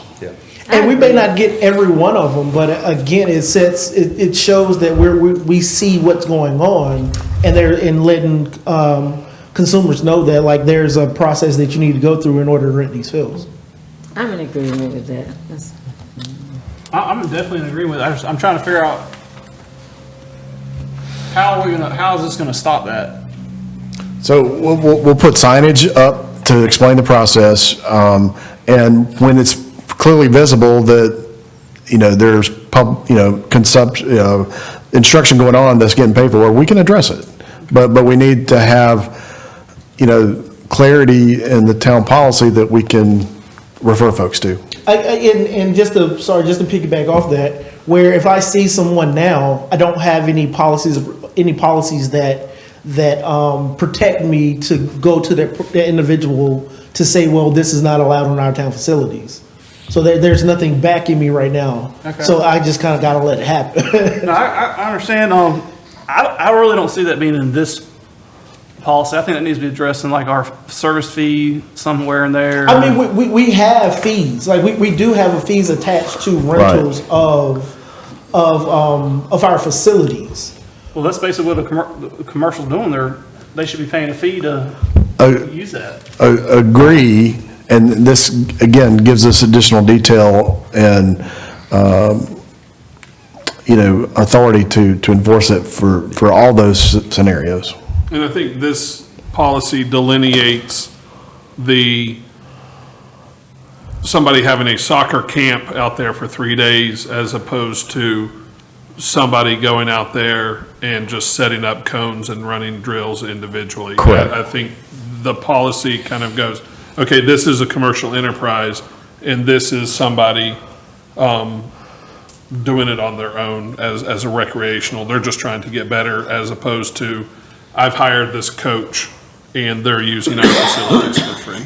So I think the policy kind of provides that delineation of, okay, yeah, if you just come out here and set up cones and you just run, you're running, that's what our fields are for.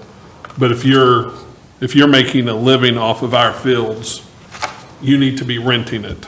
And this policy is what gives us the authority to go, you need to rent and you're okay not renting. And which will direct them to the rental policy that we have in place. And give some definition to it. And again, if not addressed, it's gonna affect current revenue that we do receive. Because again, what's telling NERFA that they have to pay for any field usage when they can just be like, all right, we're training 10 kids, just go over there to the Newtown Park and just go out there. And NERFA is well aware of the issue. Who is?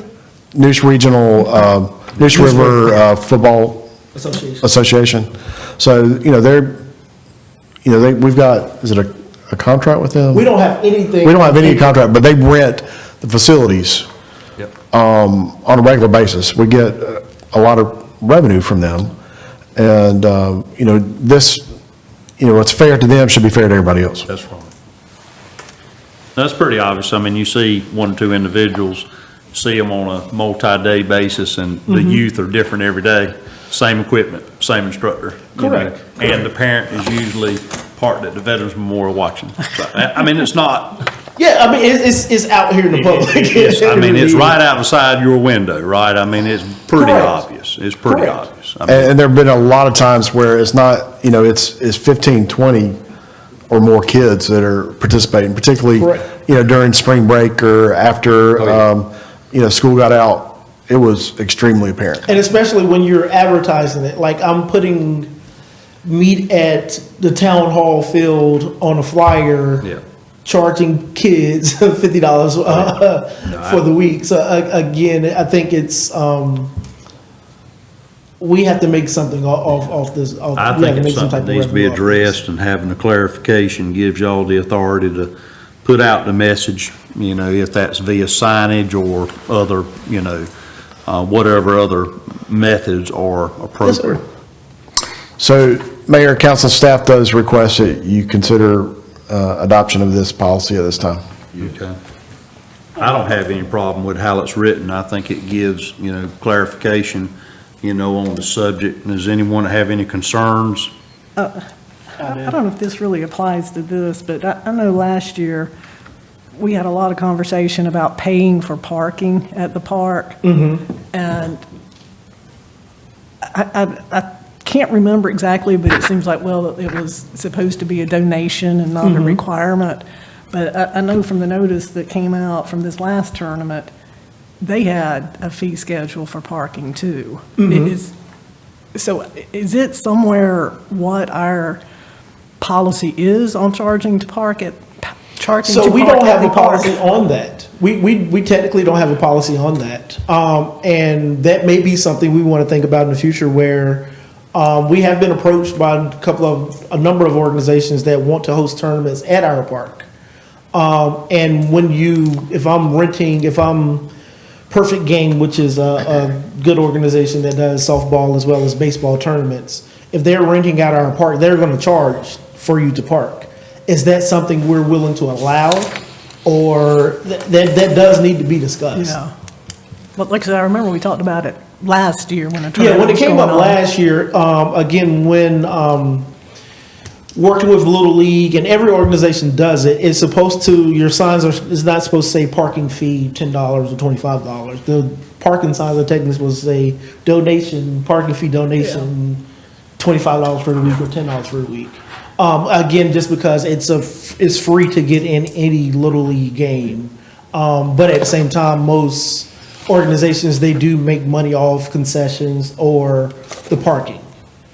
Yeah, I'd like to do something just to Yes, clarify, ma'am. and some way to distinguish it, because, if somebody's not going to the games, but just going to walk their dog, I don't think they should.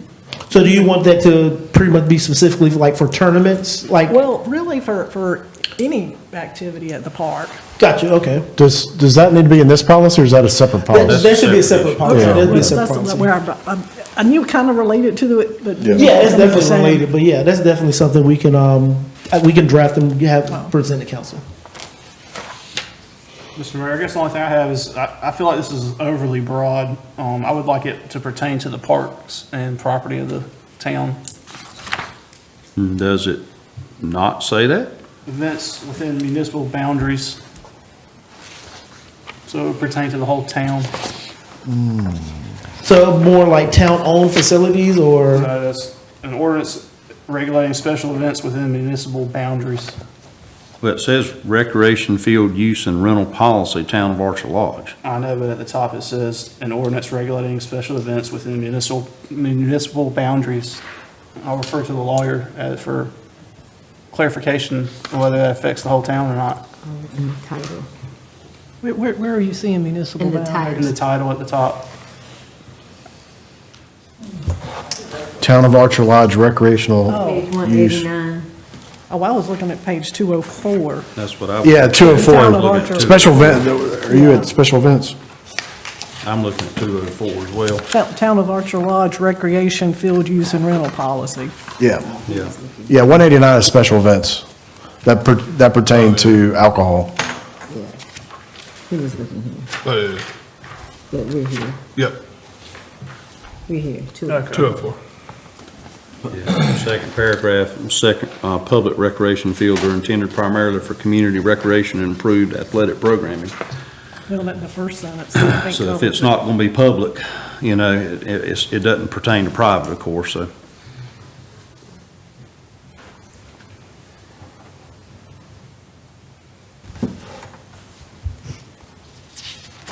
Yeah, it's the use of Town of Archer Lodge parks and athletic facilities. I think it's pretty specific.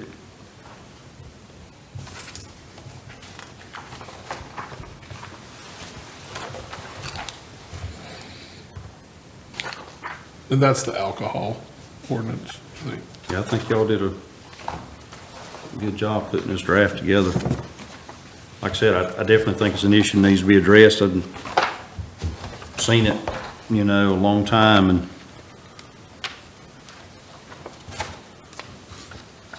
you can't address everything at one point, right? Crawl before you walk, walk before you Correct. run, but, over time, when you're seeing it with such frequency, I mean, you either need to address it or just allow it. Correct. And, I don't think we need to just allow it.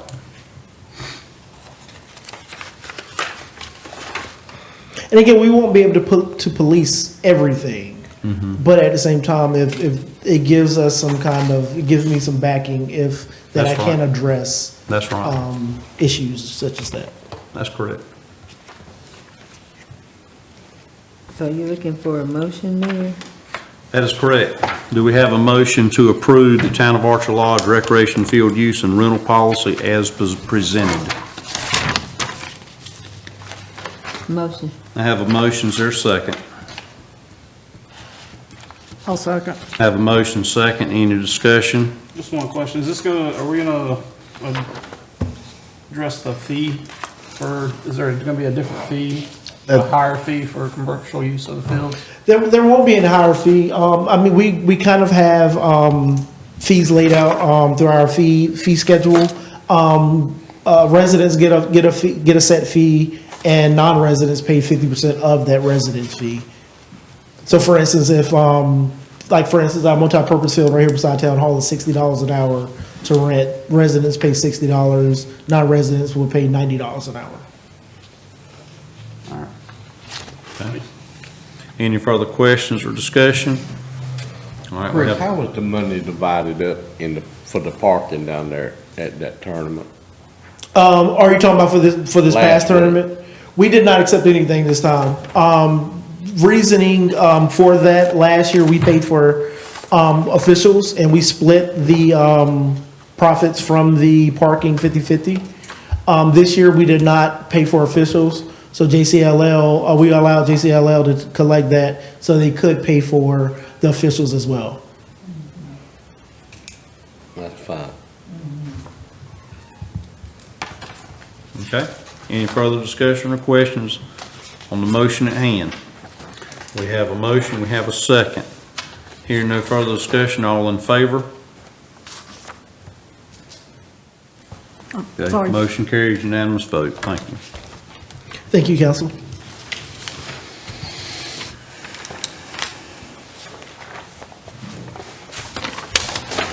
All right, item number 7, town attorney's report.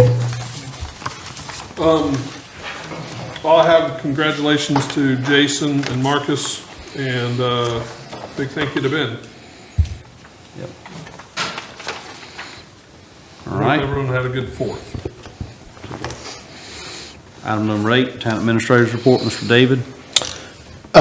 You've got my preliminary report in the agenda packet. Just want to highlight the town staff recruitment. We are currently recruiting for town clerk, executive assistant, Parks and Recreation athletic supervisor, and Parks and Recreation athletic aide. Archer Lodge Town Park Phase 2 and 3 coming along. Pickleball courts, making progress on that. Parks and Recreation Maintenance Building, we've got construction mobilization that has begun, and that's moving forward. If you've been out to the park in the last week, you've seen the fence construction and netting construction at the multipurpose field, so really looks good. Happy that that's moving forward. And then you've got the meetings that I've attended in the last month. Just want to highlight that with Archer Lodge Community Center Archer Lodge Community Center board meeting. So as you may recall, we got an AED that was appropriated for the town park. We're working to get that into place. And Archer Lodge Community Center is also taking advantage of that grant opportunity from the Friends of the Johnson County Parks. And so they've actually got one already installed at the community center. So very happy to see that addition as well. With grant efforts, just want to mention that we've got $260,000 in the approved state budget for park improvements. So happy to announce that. We do expect to get a grant agreement, so it's not official until we get the grant agreement, but appreciate our legislators in their support of that. And we are continuing to work on a county open space grant application as well. And just wanted to, mention again what's already been said about the Parks and Recreation staff, that they did an excellent job with the tournament, and really appreciate their efforts with that. Thank you. All right. Item number 9, nothing to report at this time. Item 10, town clerk's report, Mr. Ben.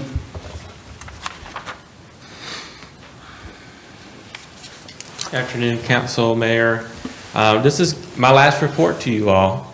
I'll be leaving at the end of July, so I just want to start up top and thank the wonderful staff that I've been able to work with and council.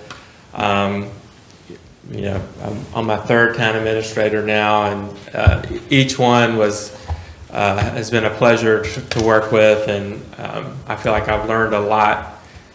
And very grateful for the opportunity to have worked in Archer Lodge. I feel like I've grown professionally and personally for having worked with the staff here. And you all have been challenging at times, but I've learned from you all too. And I'm going to miss you all. And just very thankful for the opportunity to have worked here. Just some quick updates. Civic Plus, as you all remember in the budget, you all allocated money for us to switch from iCompass to Civic Plus for agenda management software. I've been working with them to try and get the ball rolling on onboarding before I leave. That way they can get all the information they need and start doing all the things they need to do. Potential launch is around October. That might depend on whenever you get the next clerk in and when you have someone that's able to put time towards it. But I've tried to take care of it now. That way Civic can do their due diligence sort of in the interim time.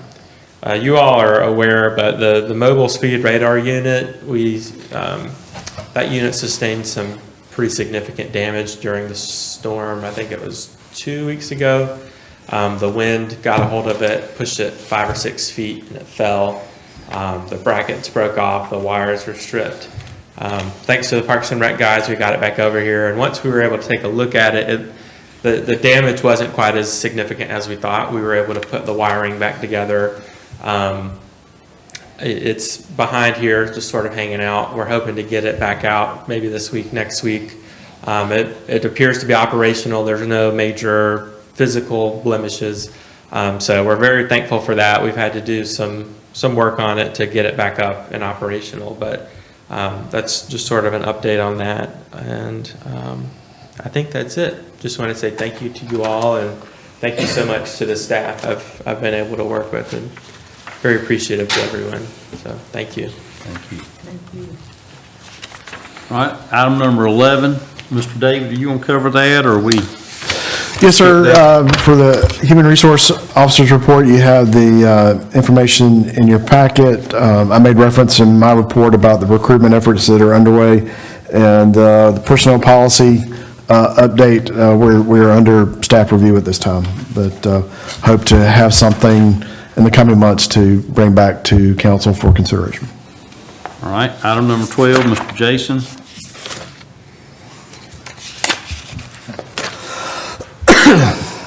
I'll keep it short and sweet. Just wanted to highlight the permit totals. We got up to 65 for the ending of the fiscal year. If you had remembered from probably earlier this year, we were trending a little bit lower and less volume than our normal trend. But since before my time, our average has been in the 60 to 75 range. So we fell right in that at the last minute with very high volume in the months of May and June. We're continuing our work with NCDOT on the speed limit review and safety projects at the park. We're working on a design for a crosswalk between either side that goes over Castleberry. So you'll be getting more information on that soon. And as previously mentioned, next Tuesday, we'll be having our planning board meeting where they will be hearing the presentation from Chad with CodeWright on all of the legislative updates that we have to adopt and bring us up to code with the General Assembly legislation. That's all. Thank you. Okay. Item number 13, Mr. Chris.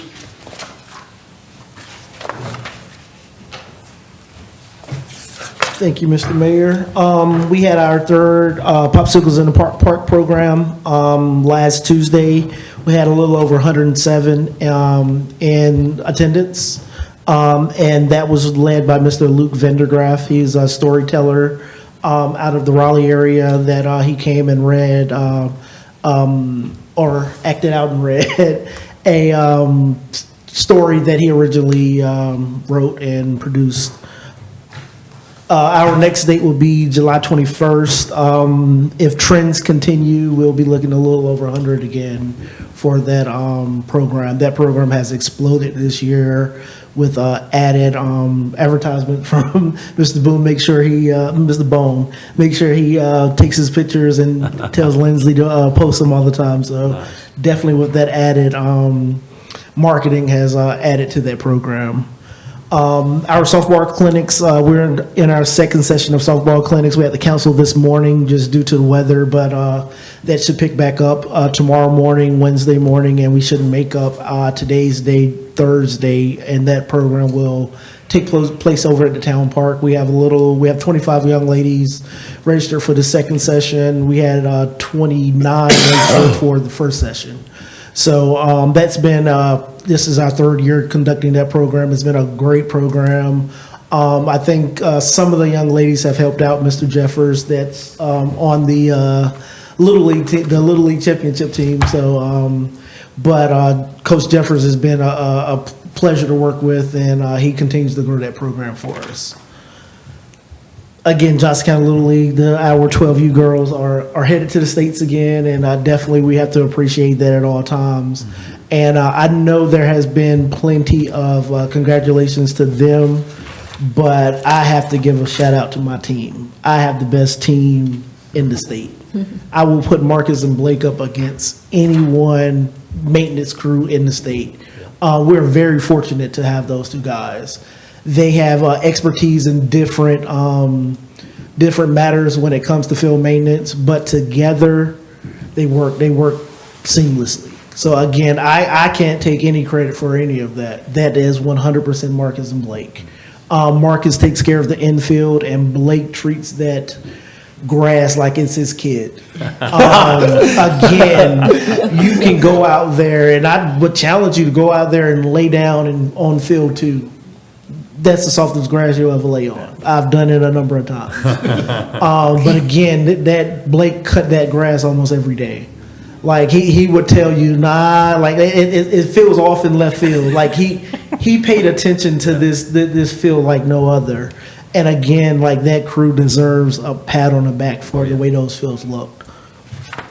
And then I had something else, I just forgot about it. Oh, Little League registration is open for our fall baseball and softball. Right. It'll go up to ages 12, and then I've had a number of parents reach back out for our 16U program, so I'll be looking to reach out to the Cleveland area to partner with them. They've been our partner for the last couple of years here, and if they can't partner with us, we always have the JCAA to fall back on. So we will offer fall softball for 16U. Outstanding. Thank you. Go ahead, Could sir. you touch on the multi-purpose field? Where are we at with that? At the park. Once fencing is complete, we're just pretty much we're spraying and just continuing to monitor the sprigging that happened this spring. Okay. It's taken great. The sprigging did take great. Take great this year, and we're looking to open those fields up in September. Okay. Hopefully, I want to say the 8th. It'll be the Monday after Labor Day. Yep. So yeah, they're ready. They'll be locked and loaded for the fall. Thank you. This water has helped it. It's looking good. Yes. We hadn't tried to water too much. So. All right, item 14, Mayor's Report. Again, I'd like to congratulate the Arch Lodge Community Center on another fine Family Fun Day on Sunday, July the 5th. Well attended, and the fireworks were very good, and glad that the town was able to help, offset some costs with the fireworks. Very proud of the scouts that day. Took advantage, they were active and took a lead role, and not only the Patriotic Salute program, but also some other factors in that, helping cover the trash receptacles, and we had a group there serving corn, for donation, raising money. But it was they worked really hard, as well as the other volunteers for the community center. Ben, I'd like to thank you for the job that you've done, and recognize, on your last meeting with us, and thank you for all your contributions, to the town, and you'll be missed. Again, shout out to Marcus, Blake, and Chris for their work, both during but also prior, to these tournaments. And last year, I know It also had some weather challenges. I think this year it was mainly the one day that we had the weather challenge, but that was awesome, to be able to rebound and not put it off, terribly long to where the play could go on. I hated I missed it this time. I had some other affairs that had to be taken care of, but certainly look forward to August and hopefully see some of the World Series. And but again, appreciate y'all's help with that. And obviously, 250th anniversary. We're very fortunate and blessed to live in the country that we have and that we do, and have the liberties and freedoms that we do. Item 15, council members' remarks. Councilmember Jackson is not present, so Councilmember Davis. I don't have any remarks. Councilmember Eccles. Again, great job at the park. Congrats to our softball, we're going to go ahead and call them World Series champions. And it's a good testament that our young people are still amazing and doing some great things. So definitely continue to pray for our young people. Ben, you will be missed. You've done amazing, and someone has some big shoes to fill. And thank you to the staff and David Boone. Mayor Pro Tem Castleberry. Ben, I can't say enough. You've been a blessing to us. You've come in and stepped up to the plate way ahead of what we could imagine. And I appreciate everything. And Chris, the tournament was a great success. And I know I heard a lot of those people talking about our fields. And as Blake says, the grass. That's about the smoothest grass I've ever seen or walked on out there. Marcus carried me out and walked on it one day. And they won't take a drink from you. I had a whole cooler full of drinks and tried to give both of them a drink up there on the lawnmowers, and they wouldn't take them. So, but anyway, I appreciate them a lot. Councilmember Bruton. Well, Ben, I'll reiterate what they've all said. You will be missed, and wish you well on your next adventure, and hope it goes well for you. And Jason and Marcus, thanks for y'all's 2-year service, and I guess I'll also just repeat some of the great work that Chris, you and your staff did. So I didn't go out there to the tournament, but you just had all kinds of accolades, so thank you. Mayor, if I may, just real quick to build upon your report about the Family Fun Day, I can't say how often the Archer Lodge Community Center shares words of appreciation for the support that town council provides through funding and for their programs and for the Family Fun Day. They take every opportunity to thank me as part of the town, as a representative of the town, for town's contributions. So they very much appreciate all of your support. Thank you. Item 16 is adjournment. Do we have a motion to adjourn? Motion. I have a motion. Is there a second?